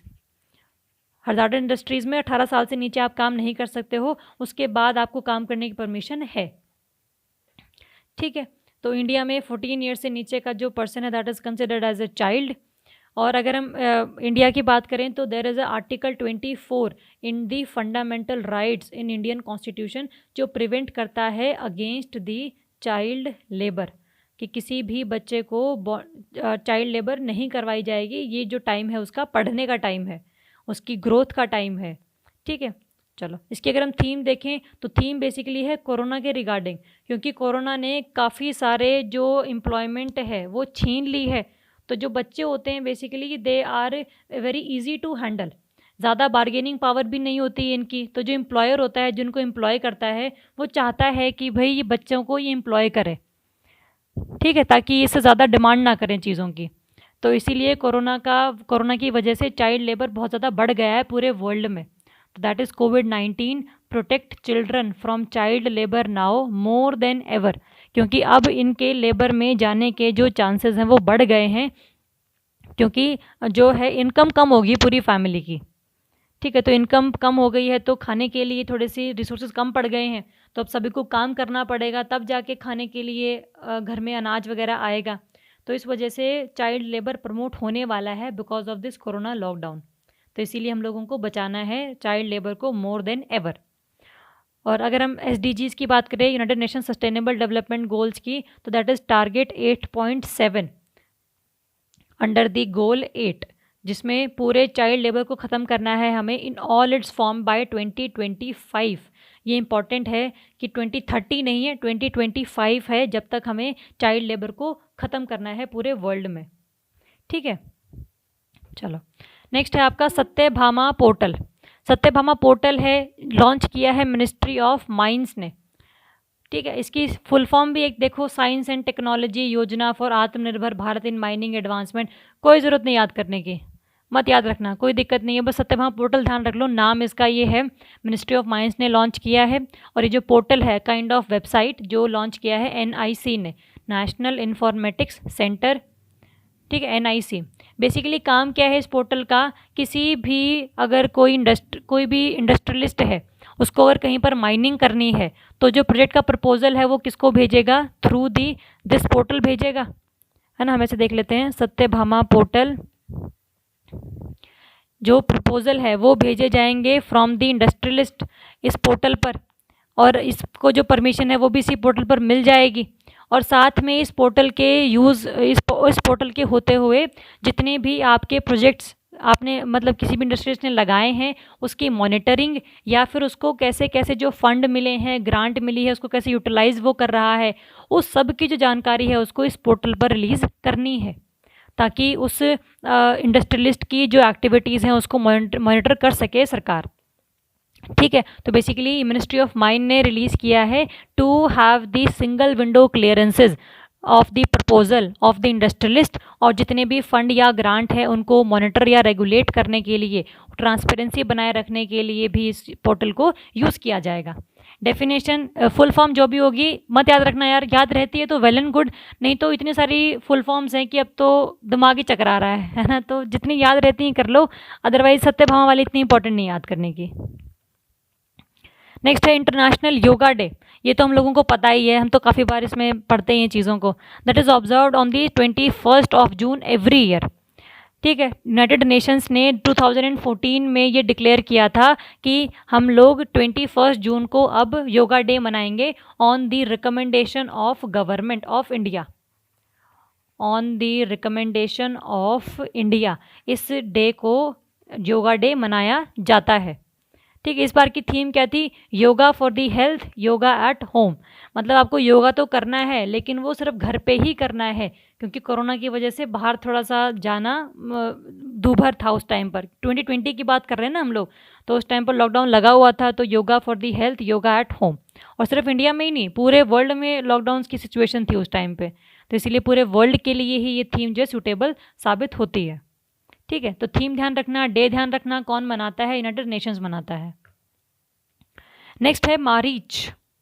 Marich is the anti torpedo decoy system, है ना। एंटी टॉर्पीडो मतलब अगर कोई भी टॉर्पीडो लॉन्च किया है किसी भी एनिमी शिप ने या एनिमी सबमरीन ने, उसको पहले ये जैसे ही इसको बताएगा कि भाई टॉर्पीडो आ रहा है हमारी तरफ और कैसे हमें क्या काउंटर मेजर लेना है, ये सब भी ये मारीच सिस्टम में इंक्लूडेड होगा। ठीक है, तो Maareech is a kind of advanced anti torpedo decoy system that is capable of being fired from all the front line ships. जितनी भी हमारी शिप्स हैं, चाहे वो INS कोलकाता है, चाहे INS कोई भी है, INS शिवालिक है, INS कावेरी है, तो इन सब से ये लॉन्च किया जा सकता है। ठीक है, और इन सभी शिप में इसको इंडक्ट भी किया गया है, जिसमें बेसिकली ये सारे काम करते हैं कि कोई भी जो टॉर्पीडो है वो किसी एनिमी कंट्री का इंडिया की शिप्स को हार्म ना पहुंचा पाए। ठीक है, तो it has been developed by the DRDO, defence research and development organisation, and it is capable of detecting, locating and neutralizing any incoming torpedo। Torpedo आ रहा है कि नहीं आ रहा है, किस डायरेक्शन से आ रहा है, और अल्टीमेटली न्यूट्रलाइज कैसे करना है, उस सिस्टम में सभी चीज़ें जो हैं इंक्लूडेड हैं। देखो ये सिस्टम है, बेसिकली ये टॉर्पेडो नहीं है, it is a anti torpedo decoy system. System का बेसिकली मीनिंग क्या होता है कि भाई कितनी उसमें कितना रेंज पर वो पता लगा पाएगा कि टॉर्पेडो आ रहा है, कैसे उसका जो फंक्शन है वो ये बताएगा कि भाई अल्टीमेटली ये चीज़ें यहाँ पर हो रही हैं और इसको हम इस तरीके से काउंटर कर सकते हैं, है ना। या तो हम टॉर्पेडो लॉन्च कर देंगे उसके खिलाफ ही, या फिर हम लोग कोई मिसाइल लॉन्च कर देंगे टॉर्पेडो के खिलाफ ही, तो ये सब उस सिस्टम का पार्ट होता है। ठीक है, तो that is a kind of system. तो मारीच एक सिस्टम है, टॉर्पेडो नहीं है। हमने करंट अफेयर की सीरीज़ में एक वरुणास्त्र किया था, अगर आपको याद हो तो। Varunastra, it was the indigenous torpedo of India, it was the indigenous torpedo of India, जो इंडिया ने खुद बनाया था, जिसकी हेल्प से इंडिया ने पूरे के पूरे जो भी टॉर्पीडोज़ हैं उसका इंपोर्ट रोका था कि भाई हमें किसी और कंट्री पर डिपेंडेंट नहीं रहना पड़ेगा। ठीक है, तो इस वजह से वरुणास्त्र एक टॉर्पीडो था, लेकिन जो मारीच है that is a kind of system. ठीक है, चलो अगर हम टॉर्पीडो की बात करें तो देखो इस तरीके से टॉर्पीडो होता है कि नहीं, ये बेसिकली आपकी सबमरीन है, ये एक तरीके का टॉर्पीडो है। A torpedo is a self propelled underwater missile. एक अंडर वाटर मिसाइल है एक तरीके से, जो किसी भी शिप को हिट कर सकती है, कि सबमरीन को हिट कर सकती है, एंड एयरप्लेन उसको भी हिट कर सकती है। ठीक है, सॉरी हिट नहीं कर सकती, वहाँ से लॉन्च की जा सकती है, चाहे वो सरफेस वेसल हो, चाहे वो शिप हो, सबमरीन हो या एयरप्लेन हो, वहाँ से इसको लॉन्च कर सकते हैं अंडर वाटर। ये अंडर वाटर चलती है बेसिकली। ठीक है, तो यहाँ पर हर एक सबमरीन में, हर एक शिप में क्या होगा, मारीच लगा होगा, जो कि ये बताएगा कि भाई टॉर्पेडो आ रहा है कि नहीं आ रहा है, कितनी डिस्टेंस पर रह गया है, तो उसको देखते हुए क्या चीज़ करनी है, कैसे काउंटर मेजर्स लेने हैं, how to apply the counter measures, ये सब भी उस सिस्टम में डिसाइड किया जाएगा। मिसाइल को लॉन्च किया जाएगा, टॉर्पेडो को लॉन्च किया जाएगा टू उसको to compensate the incoming torpedo. ठीक है, टॉर्पेडो ध्यान में रखना, सिस्टम ध्यान में रखना। इंडिया वाले का वरुणास्त्र टॉर्पेडो है, मारीच टॉर्पेडो डिकॉय सिस्टम है। ठीक है, और टॉर्पेडो का बेसिकली मीनिंग क्या होता है ये भी हम लोगों को पता होना चाहिए। चलो नेक्स्ट है आपका, union cabinet approves the change of definition of MSME, micro small and medium industries. ये बेसिकली इंडस्ट्रीज़ हैं जिनको डिसाइड करने के लिए कि कौन सी इंडस्ट्री माइक्रो है, कौन सी इंडस्ट्री स्मॉल है, कौन सी इंडस्ट्री मीडियम है, उस सबको पहले किसी और क्लासिफिकेशन से देखते थे, लेकिन अब जो है रिवाइज्ड गाइडलाइंस आ गई हैं, रिवाइज्ड डेफिनेशंस आ गई हैं। ठीक है, पहले आपको माइक्रो स्मॉल मीडियम इंडस्ट्रीज जो थी, मैन्युफैक्चरिंग और सर्विस दोनों अलग अलग होती थी। अगर कोई ऐसी MSME है जो मैन्युफैक्चर करती है, उसने अगर इन्वेस्टमेंट 25 लाख से कम लगाई है तो that would be micro industry. अगर 5 करोड़ से कम है तो स्मॉल इंडस्ट्री, 10 करोड़ से कम लगाई है तो फिर आपकी मीडियम इंडस्ट्री है मैन्युफैक्चरिंग वाली। सर्विस वाली अगर इन्वेस्टमेंट 10 लाख से कम है तो वो माइक्रो है, 2 करोड़ से कम है तो स्मॉल है, 5 करोड़ से कम है तो मीडियम है। ये तो थी पहले की क्लासिफिकेशन, ये तो अब याद नहीं भी रखोगे तो कोई दिक्कत वाली बात नहीं है। जो नई वाली है वो ध्यान में रखनी है। पहले जो एक क्लासिफिकेशन थी मैन्युफैक्चरिंग और सर्विस वाली में, वो ख़त्म कर दी गई है। अब मैन्युफैक्चरिंग और सर्विस दोनों के लिए ही सेम कंडीशंस हैं। और कंडीशंस किस किस बेसिस पर हैं? Conditions are on the basis of investment, जितना पैसा लगाया गया है to start the industry, and turnover. Turnover का मतलब basically total sales of the industry, है ना। और इन्वेस्टमेंट का बेसिकली है कितना पैसा टू स्टार्ट दी ऑपरेशंस लगाया गया है। ठीक है, तो दोनों ही, चाहे वो मैन्युफैक्चरिंग हो चाहे सर्विसेज हो, अगर इन्वेस्टमेंट, देखो इन्वेस्टमेंट ध्यान रखेंगे, टर्नओवर अपने आप ध्यान हो जाएगा। इन्वेस्टमेंट है माइक्रो के लिए 1 करोड़, स्मॉल के लिए 10 करोड़ और मीडियम के लिए 20 करोड़। तो आपको ये 1 करोड़, 10 करोड़ और 20 करोड़ ध्यान में रखना है और हर इन्वेस्टमेंट को आपको 5 से मल्टीप्लाई कर देना है। 1 into 5 5 crore turnover, 10 into 5 50 crore turnover और 20 इंटू 5 100 करोड़ टर्नओवर। तो अगर आपको सिर्फ इन्वेस्टमेंट का प्राइस याद है तो मैन्युफैक्चरिंग या सर्विस वाले का, तो टर्नओवर आपको इजीली ध्यान में आ जाएगा। ठीक है, तो बेसिकली यार ये वो इंडस्ट्रीज़ हैं जो बहुत स्मॉल लेवल पर काम करती हैं, बड़ी बड़ी इंडस्ट्रीज़ नहीं है ये। जैसे फॉर एग्जांपल अगरबत्ती making industry, bidi making industry, पटाखा मेकिंग इंडस्ट्री, तो these are this micro and small industries जिसमें ज़्यादातर लोग जो हैं फैमिली वाले ही काम करते हैं। ठीक है, तो इसमें क्या है बेसिकली इन्वेस्टमेंट भी इतनी ज़्यादा नहीं आती है। तो अगर इन्वेस्टमेंट लेस देन 1 करोड़ है, इसका मतलब उसके पास पैसे ऑलरेडी कम है, तभी उसने माइक्रो इंडस्ट्री लगाई है। तो इसको जो अलग से बेनिफिट्स हैं वो सरकार देती रहती है। अगर हम बैंक्स की बात करें तो बैंक जो लोन देती है, एक प्रोविज़न होता है उसमें PSL, प्रायोरिटी सेक्टर लेंडिंग। ये भी हम लोग डिस्कस कर चुके हैं पहले वाले क्लासेस में। प्रायोरिटी सेक्टर लेंडिंग मतलब उस सेक्टर में जो लेंडिंग रेट्स हैं, जो इंटरेस्ट रेट हैं लोन देने के लिए, वो भी हल्के से कम होंगे। और ख़ास करके हर बैंक को कम से कम जो 40% ऑफ देयर क्रेडिट, मतलब अगर उनको 100 रुपये लोन देना है टोटल किसी भी पूरे सेक्टर्स को मिला के, तो उसमें से जो 40% है वो PSL में जाना चाहिए, प्रायोरिटी सेक्टर लेंडिंग में। और PSL में आते हैं आपके MSMEs वाले भी। तो MSME sector also comes under the PSL। इसकी वजह से इनको लोन में हल्का सा इंटरेस्ट रेट कम मिलता है, तो लोन इजीली इनको चीप रेट्स पर मिल जाता है। साथ में कुछ टैक्स में बेनिफिट्स भी सरकार इनको देती है ना। तो इस वजह से क्या है, MSMEs को ढंग से चालू रखने के लिए सरकार ये कदम उठा रही है। ठीक है, तो आपको इसकी नई डेफिनेशन ध्यान में रखनी है जो जून में इम्प्लीमेंट हो गई थी। अब इसको इसी तरीके से क्लासीफाई किया जाता है on the basis of investment और टर्नओवर। ठीक है, चलो हम करना क्यों चाह रहे हैं ये, why we amend the definitions. जो MSME है ना, MSME जो है पूरे इंडिया की 29% ऑफ GDP में कंट्रीब्यूट करती है।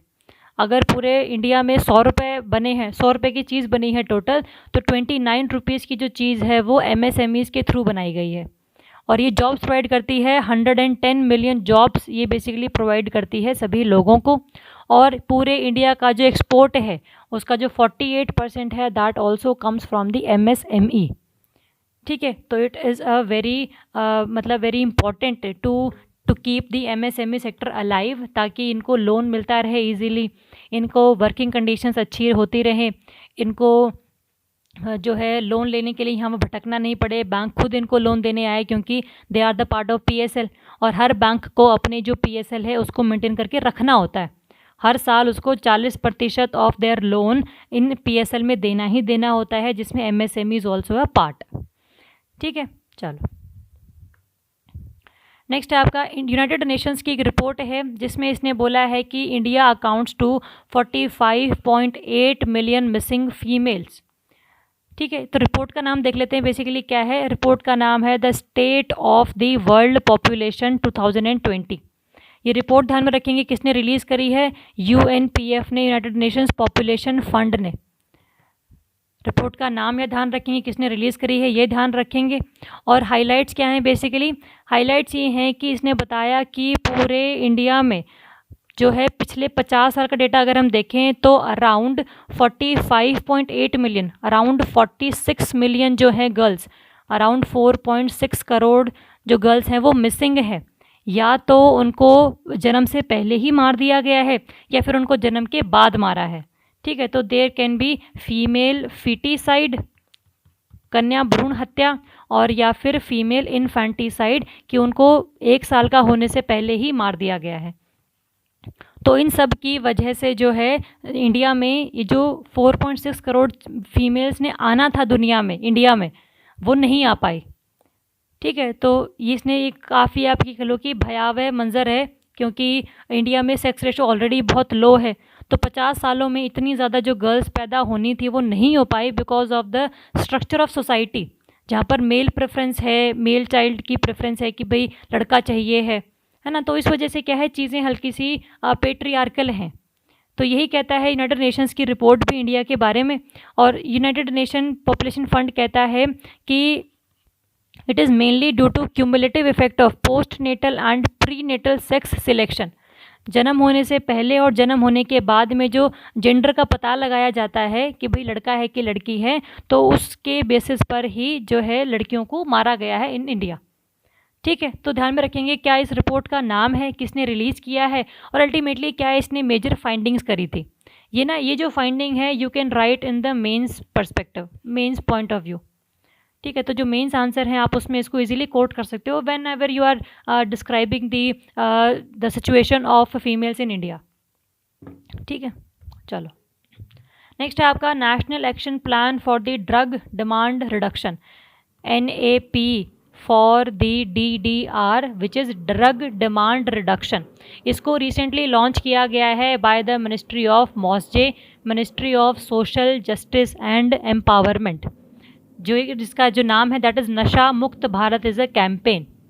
ठीक है, एक तरीके से यार ये एक एक्शन प्लान है जिसमें जो मॉसजे है, ध्यान रखेंगे ड्रग डिमांड वाला ना कोई मिनिस्ट्री ऑफ हेल्थ है ना ही मिनिस्ट्री ऑफ एजुकेशन है, ये मॉसजे है, ministry of social justice and empowerment. Ministry के रिगार्डिंग ध्यान रखें क्योंकि इस पर क्वेश्चन बन सकता है। तो मॉसजे ने बेसिकली ये एक एक्शन प्लान लॉन्च किया है जिसके अंदर जो इंडिया में टोटल 272 डिस्ट्रिक्ट्स हैं जो सबसे ज़्यादा अफेक्टेड हैं बाय द ड्रग अब्यूज़, उनको उन डिस्ट्रिक्ट्स को कम से कम ड्रग लेने के लिए प्रमोट किया जाएगा, उनका जो ड्रग अब्यूज़ है वो रोका जाएगा, चाहे वो ड्रग की सेलिंग को रोका जाए, चाहे लोगों को अवेयर करवाया जाए, तो कुछ भी करवाया जाए लेकिन कम से कम ड्रग अब्यूज़ को रोकना पड़ेगा हमें उन 272 डिस्ट्रिक्ट्स में। ठीक है, और जो नोडल एजेंसी है ये हम लोगों को पता ही है, नोडल एजेंसी इज़ दी मॉसजे। चलो अगर हम देखें कि कैसे करेंगे ड्रग अब्यूज़ की प्रिवेंशन, पहला है assessment of the extent of the problem. देखेंगे कि भाई जो प्रॉब्लम है वो कितनी ज़्यादा गहरी है, क्या यहाँ पर ज़्यादा नंबर ऑफ यूथ ड्रग लेते हैं या फिर जो है ज़्यादा अडल्ट्स मोर देन 40 ईयर्स वो ड्रग्स लेते हैं, है ना। तो ये एक्सटेंट ऑफ प्रॉब्लम का पता लगाना होगा। नेक्स्ट है आपका प्रिवेंटिव एक्शंस, कौन कौन से जो एक्शंस हैं उनको हम लोग लगाएं जिसकी वजह से ड्रग मिले ही नहीं मार्केट में, लोगों तक वो पहुँचे ही नहीं, that is a kind of preventive action. फिर है treatment and rehabilitation of drug addicts, जो भी ड्रग एडिक्ट्स हैं उनकी रिहेबिलिटेशन करनी, ट्रीटमेंट करना, that is a kind of in the plan. Next है dissemination of information and public awareness, sensitisation बहुत ज़रूरी है इसके रिगार्डिंग, पब्लिक अवेयरनेस बहुत ज़रूरी है इसके रिगार्डिंग। तो ये सब जो चीज़ें हैं ये इस प्लान में इंक्लूड किया गया है, जिसको इम्प्लीमेंट करने के लिए जो मॉसजे है वो अपना पूरी तरीके से मशीनरी यूज़ करेगा कि भाई पूरे इंडिया में जो ड्रग की प्रॉब्लम है, जिससे ज़्यादा अमाउंट ऑफ यूथ या फिर more than 40 years of population के जो भी पर्सनस हैं विच आर अफेक्टेड, उनको भी उस कंडीशन से बाहर निकाला जाए, because they are kind of future of India, है ना। अगर यूथ ड्रग्स में ज़्यादा इन्वॉल्व हो गए तो फ्यूचर ऑफ इंडिया ख़त्म है। तो इस वजह से चाहे उनका ट्रीटमेंट हो, चाहे रिहेबिलिटेशन हो, चाहे अवेयरनेस फैलानी हो, तो ये सब भी they are the part of plan. ठीक है, चलो नेक्स्ट है आपका HRD मिनिस्टर लॉन्चेस द युक्ति 2 पोर्टल। युक्ति 2.0 है basically young India combating Covid with knowledge, with technology and with innovation. ठीक है, अलग से एक और फुल फॉर्म आ गई है, इसकी तो याद रखनी है आपने, this has to be remembered, याद रखनी है इसको तो। ठीक है, बेसिक मकसद युक्ति प्लेटफॉर्म का ये है कि इस प्लेटफॉर्म पर जितने भी आपके हायर एजुकेशन इंस्टीट्यूट्स में लोग पढ़ रहे हैं वो ये देखें कि भाई हम लोग कोरोना को किस तरीके से हरा सकते हैं, कोई सोल्यूशन निकालें, है ना। It is the young India combating Covid with knowledge, क्योंकि जो यूथ है उसका जो सोचने की शक्ति है, जो इनोवेटिव कैपेसिटी है वो थोड़ी सी ज़्यादा होती है एज़ कम्पेयर टू अडल्ट्स, है ना, एज़ कम्पेयर टू जो ओल्ड एज है। जितने भी आपके हायर एजुकेशन इंस्टीट्यूट्स में बच्चे पढ़ रहे हैं या फिर जो काम कर रहे हैं, उनको ये देखना है कि वो किस तरीके से कोविड-19 क्राइसिस को चैलेंज कर सकते हैं, रोक सकते हैं। ठीक है, तो ये मिनिस्ट्री किस मिनिस्ट्री ने लॉन्च किया? HRD ministry which is the ministry of education. कहीं पर HRD लिखा है समझ आना मिनिस्ट्री ऑफ एजुकेशन है, क्योंकि इसका नाम चेंज कर दिया गया अभी। तो युक्ति का फुल फॉर्म क्या है, इसका बेसिकली ऑब्जेक्टिव क्या है, तो ये हम लोगों को थोड़ा सा ध्यान में रखना है। चलो नेक्स्ट है no Ambubachi Mela at Kamakhya temple for the first time in the recorded history of Kamakhya temple. तो एक कामाख्या टेम्पल है कहाँ? This is in the Assam. ठीक है, और यहाँ पर जो मेला लगता है उसका नाम है अम्बुबाची मेला। ये इंपॉर्टेंट है क्योंकि ये हर साल न्यूज़ में रहता ही रहता है। ठीक है, तो ये कामाख्या टेम्पल है आसाम वाले एरिया में, जो it is one of the 51 शक्ति पीठ्स। ठीक है, जो भी अकॉर्डिंग टू मैथोलॉजी, अगर जो सती थी, शिव जी की जो पत्नी थी, उन्होंने अपने आप को सेल्फ इमोलेट कर लिया था, तो उनका जो हर एक बॉडी पार्ट है उसको कट कर दिया गया था by the Vishnu. There is a kind of mythological story, I may be wrong कि किसने कट किया था, बट जो शक्ति पीठ हैं वो बनाए गए थे जहाँ जहाँ पर जो सती के बॉडी पार्ट्स गिरे थे। ठीक है, कहीं पर हाथ गिरा है तो वहाँ पर शक्तिपीठ बना दिया गया, पैर गिरा है तो शक्तिपीठ बना दिया गया। तो Kamakhya is one of the 51 शक्तिपीठ जो इंडिया में सिचुएटेड है। ठीक है, इसके लिए इसके पीछे की जो मैथोलॉजी है you can read on your own. ठीक है, एक बार पढ़ लेना, गूगल पे मिल जाएगी आपको, ऐसा कोई बड़ी बात नहीं है। ठीक है, बट पेपर पर्सपेक्टिव से इंपॉर्टेंट नहीं है इतना, क्योंकि पेपर में मैथोलॉजिकल क्वेश्चंस नहीं आते। बट आपको ये जो मेला है इसका नाम ध्यान में रखना है, और ये किस टेम्पल में किस टेम्पल के प्रीमाइसेस पर लगता है वो ध्यान में रखना है। तो ये न्यूज़ में इसलिए था क्योंकि पूरी जो हिस्ट्री है ना कामाख्या टेम्पल की, अगर हम पूरी हिस्ट्री देखें तो कभी भी एक ऐसा साल नहीं आया है जिसमें अम्बुबाची मेला ना लगा हो, लेकिन ये पहली बार हुआ है बिकॉज ऑफ द कोरोना। यहाँ पर अम्बुबाची मेला को लगाने की परमिशन नहीं दी गई थी। ठीक है, ये ध्यान में रखेंगे। चलो, नेक्स्ट है आपका वर्ल्ड इन्वेस्टमेंट रिपोर्ट। देखो ये कई सारे जो रिपोर्ट्स होती हैं उन्होंने क्या बोला इतना इंपॉर्टेंट नहीं होता, क्योंकि बहुत पुरानी हो चुकी है अभी रिपोर्ट। देखो जून 2020 की है ना, तो पेपर वगैरह आपका जून 2021 में भी हो रहा है कोई, तो उस रिपोर्ट में क्या बोला गया था ये नहीं पूछेगा कोई, लेकिन रिपोर्ट किसने रिलीज़ करी ये ज़रूर पूछेगा आपसे कोई। तो this report has been released by the UNCTAD, United Nation conference on trade and development. ये इंपॉर्टेंट है, ये ध्यान में रखेंगे। ठीक है, और इसने बेसिकली क्रक्स क्या था, कहा क्या था इंडिया के बारे में? इंडिया के बारे में इसने ये कहा था कि इंडिया में इस पेंडेमिक के बाद जब लॉकडाउन खुल जाएगा तो इंडिया में इकोनॉमिक ग्रोथ देखने को मिलेगी, एक पॉजिटिव इकोनॉमिक ग्रोथ देखने को मिलेगी। ठीक है, ये तो हमें पता है, अगर लॉकडाउन खुल गया तो इकॉनमी चल पड़ेगी, इकोनॉमिक ग्रोथ होगा, तो पॉजिटिव इकोनॉमिक ग्रोथ तो आना ही है उसमें। तो इसमें इन्वेस्टमेंट रिपोर्ट को आपको याद रखने की ज़रूरत नहीं है इतना, बस आपको ध्यान में रखना है ये जो रिपोर्ट है वो रिलीज़ करता कौन है? अंकटाड। ठीक है, वर्ल्ड इन्वेस्टमेंट रिपोर्ट। चलो, नेक्स्ट है फसाए का food safety index. Food safety index है, कौन रिलीज़ करता है? फसाए ही करता होगा, because it is responsible for the food safety and standard authority, है ना, ऑफ इंडिया। फसाए का फुल फॉर्म ही ये है। इसमें देखते हैं कि फर्स्ट स्टेट कौन आया है। द स्टेट जो गुजरात है वो फर्स्ट आया है, तमिलनाडु सेकंड है, और महाराष्ट्र आपका थर्ड है। इसका मतलब गुजरात वाले स्टेट में जो खाना है उसमें कोई भी जो मिनरल है, जो भी न्यूट्रिशन है, जो सेफ़ प्रोडक्ट है वो ज़्यादा अमाउंट है।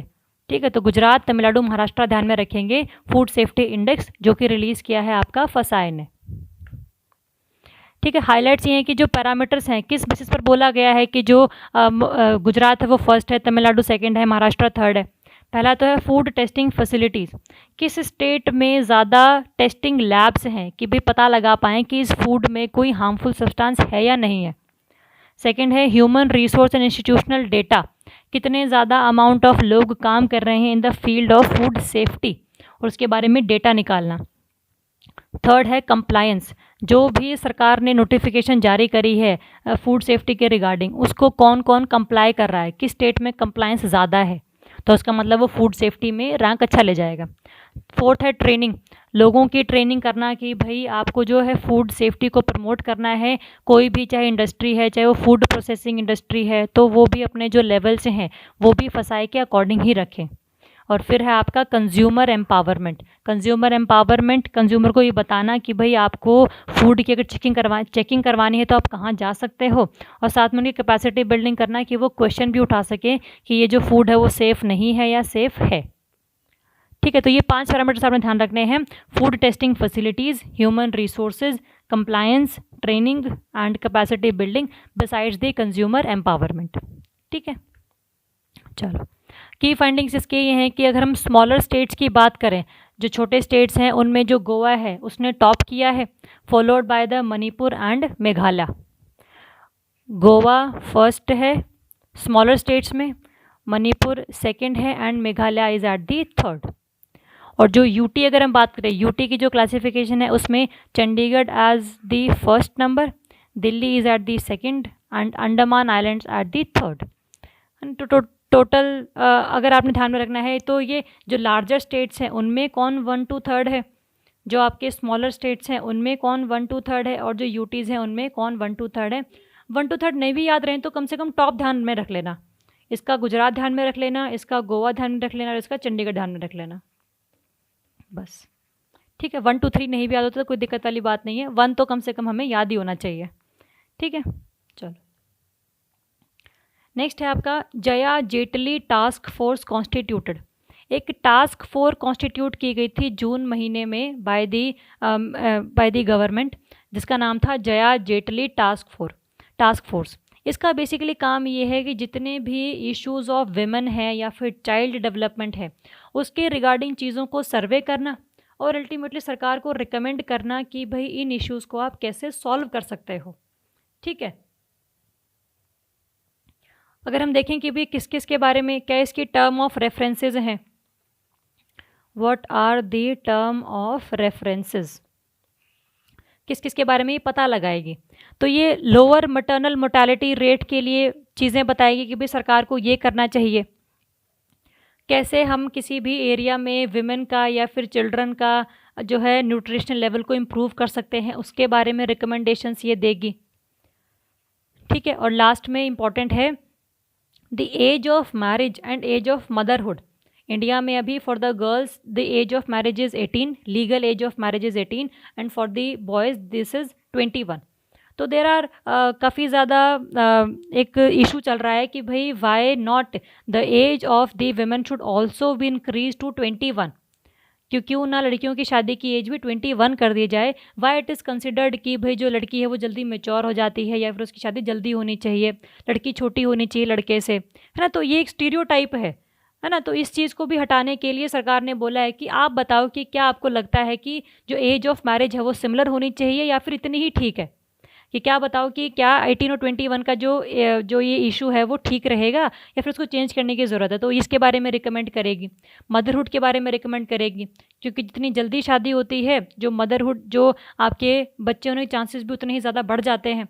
If you have done the child marriage then the possibility of children is more, है ना, जो है पॉसिबिलिटी और चिल्ड्रन इज़ मोर।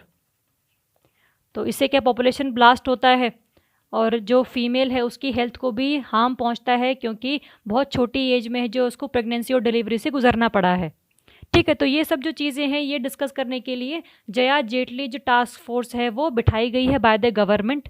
तो आपने 3 इशू ध्यान में रखने हैं, एमएमआर को लोअर कैसे करना है, न्यूट्रिशन लेवल को कैसे इंप्रूव करना है, और एज ऑफ मैरिज और मदरहुड को जो भी इश्यूज़ हैं क्या उनकी एज होनी चाहिए और क्या इश्यूज़ हैं उनके बारे में रिकमेंड करेगी, ठीक है।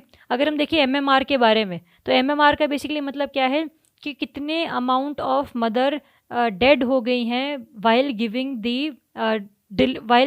दी बर्थ टू अ चाइल्ड। तो कितनी जो है number of registered maternal death पर 1 लाख रजिस्टर्ड लाइव बर्थ। अगर 1 लाख बच्चे पैदा हुए हैं तो उसमें से उनको जन्म देते टाइम कितनी ज़्यादा फीमेल्स डेड हो गई हैं, that is the maternal mortality rate, ठीक है। तो अगर हम अभी बात करें इंडिया में, तो इंडिया में एमएमआर इज़ अराउंड 113 पर 1 लाख, ठीक है। देखो ये जो डेटा है ना, that data is according to the SRS sample registration system, ये भी आपका वही निकालता है जो एमएचए के अंडर है, रजिस्ट्रार जनरल ऑफ इंडिया, इसी का ही डेटा है। बट क्या है ना, इंडिया में कई सारे सर्वेज हैं जो अलग अलग ऑर्गेनाइजेशन करती हैं, तो जो एमएमआर है वो किसी के अकॉर्डिंग कुछ हो सकता है, किसी के अकॉर्डिंग कुछ हो सकता है। तो दैट इज़ काइंड ऑफ 113 पर 1 lakh according to this sample registration system जो एमएमआर को बताता है, ठीक है। तो आपको ध्यान में रखना है कि क्वेश्चन क्या पूछा गया है, और आपको मेंस में अगर कोट करना है तो you can right the around 113 और अराउंड 120, है ना। ये भी बहुत ज़्यादा है, इसको भी हमें 70 तक लेकर आना है। तो एसडीजी है हमारा that is to lower down the MMR to 70 पर 1 लाख, है ना, एसडीजी जो गोल है हमारा, ठीक है। तो 70 से ऊपर जो भी है वो बहुत ज़्यादा है, तो गोल हमारा 70 ही, ये ध्यान में रखेंगे, ठीक है, तो इस तरीके से आपको JRJT टास्क फोर्स ध्यान में रखनी थी। ठीक है, चलो, तो ये इतने ही टॉपिक थे हमारे आज जून पार्ट 2 के। इसी के साथ हम लोगों ने जून पार्ट 2 को पूरा ख़त्म कर दिया है और जून का जो कंपाइलेशन है उसको भी फिनिश कर दिया गया है, क्योंकि इसमें जो ड्यू टू लॉकडाउन जो है काफ़ी ज़्यादा स्कीम्स या फिर ज़्यादा इश्यूज़ इतने ज़्यादा नहीं थे, इसीलिए इसमें हल्के से टॉपिक कम है। ठीक है, कई बच्चे कह रहे हैं कि भाई टॉपिक कम करवाए हैं, क्योंकि देखो this is not about the quantity कि कितने नंबर ऑफ़ टॉपिक्स हैं, हमने एक टॉपिक को कितने गहराई से किया है, कितना डेप्थ में किया है, दैट इज़ मोर इम्पॉर्टेंट। एक टॉपिक में से आपके कई सारे टॉपिक्स निकलते हैं जो हम लोगों ने भी रिसेंट डिस्कस किए हैं। ठीक है, तो आप इस हिसाब से चिंता ना करें कि भाई आपको कम करवाया जा रहा है, this is more than sufficient.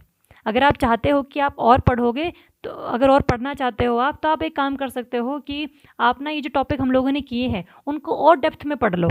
लेकिन एक्स्ट्रा नंबर ऑफ़ टॉपिक्स आप ढूंढोगे कि भाई मैं ये भी पढ़ लूँ वो भी पढ़ लूँ, तो उस चीज़ में क्या है, टाइम भी वेस्ट हो जाएगा और जो चीज़ें वो याद भी नहीं रहेंगी। तो कम से कम जो चीज़ें याद रह सकती हैं, जो इंपॉर्टेंट चीज़ें हैं, वो मैंने आप लोगों को करवा दी हैं। तो अगर आप चाहते हो कि आपको और एक्स्ट्रा पढ़ना है तो you can read any time यार, है ना। पढ़ने पे तो कोई रोक नहीं है कि भाई इतना ही सफिशिएंट है, दैट इज़ नेवर सफिशिएंट। तो अगर आप चाहते हो कि और पढ़ना है तो आप इन्हीं टॉपिक्स को थोड़ा सा डेप्थ में और पढ़ सकते हो फ्रॉम द मेंस पर्सपेक्टिव। ठीक है, बाकी प्रीलिम्स के पॉइंट ऑफ व्यू से ये these are the more than sufficient. इसकी रिवीजन करोगे पेपर से पहले तो आपके बहुत सारे टॉपिक्स जो हैं पूरे 12 महीने के, पूरे साल में हम लोगों ने बहुत ज़्यादा टॉपिक्स कर लिए हैं, तो उन टॉपिक्स में से चीज़ें पूछी ही जाती हैं। ठीक है, तो अभी के लिए यहीं पर स्टॉप करते हैं। मेरी तरफ से thank you so much and all the best. कोई डाउट होगा तो बताना। ठीक है, तब तक के लिए थैंक यू।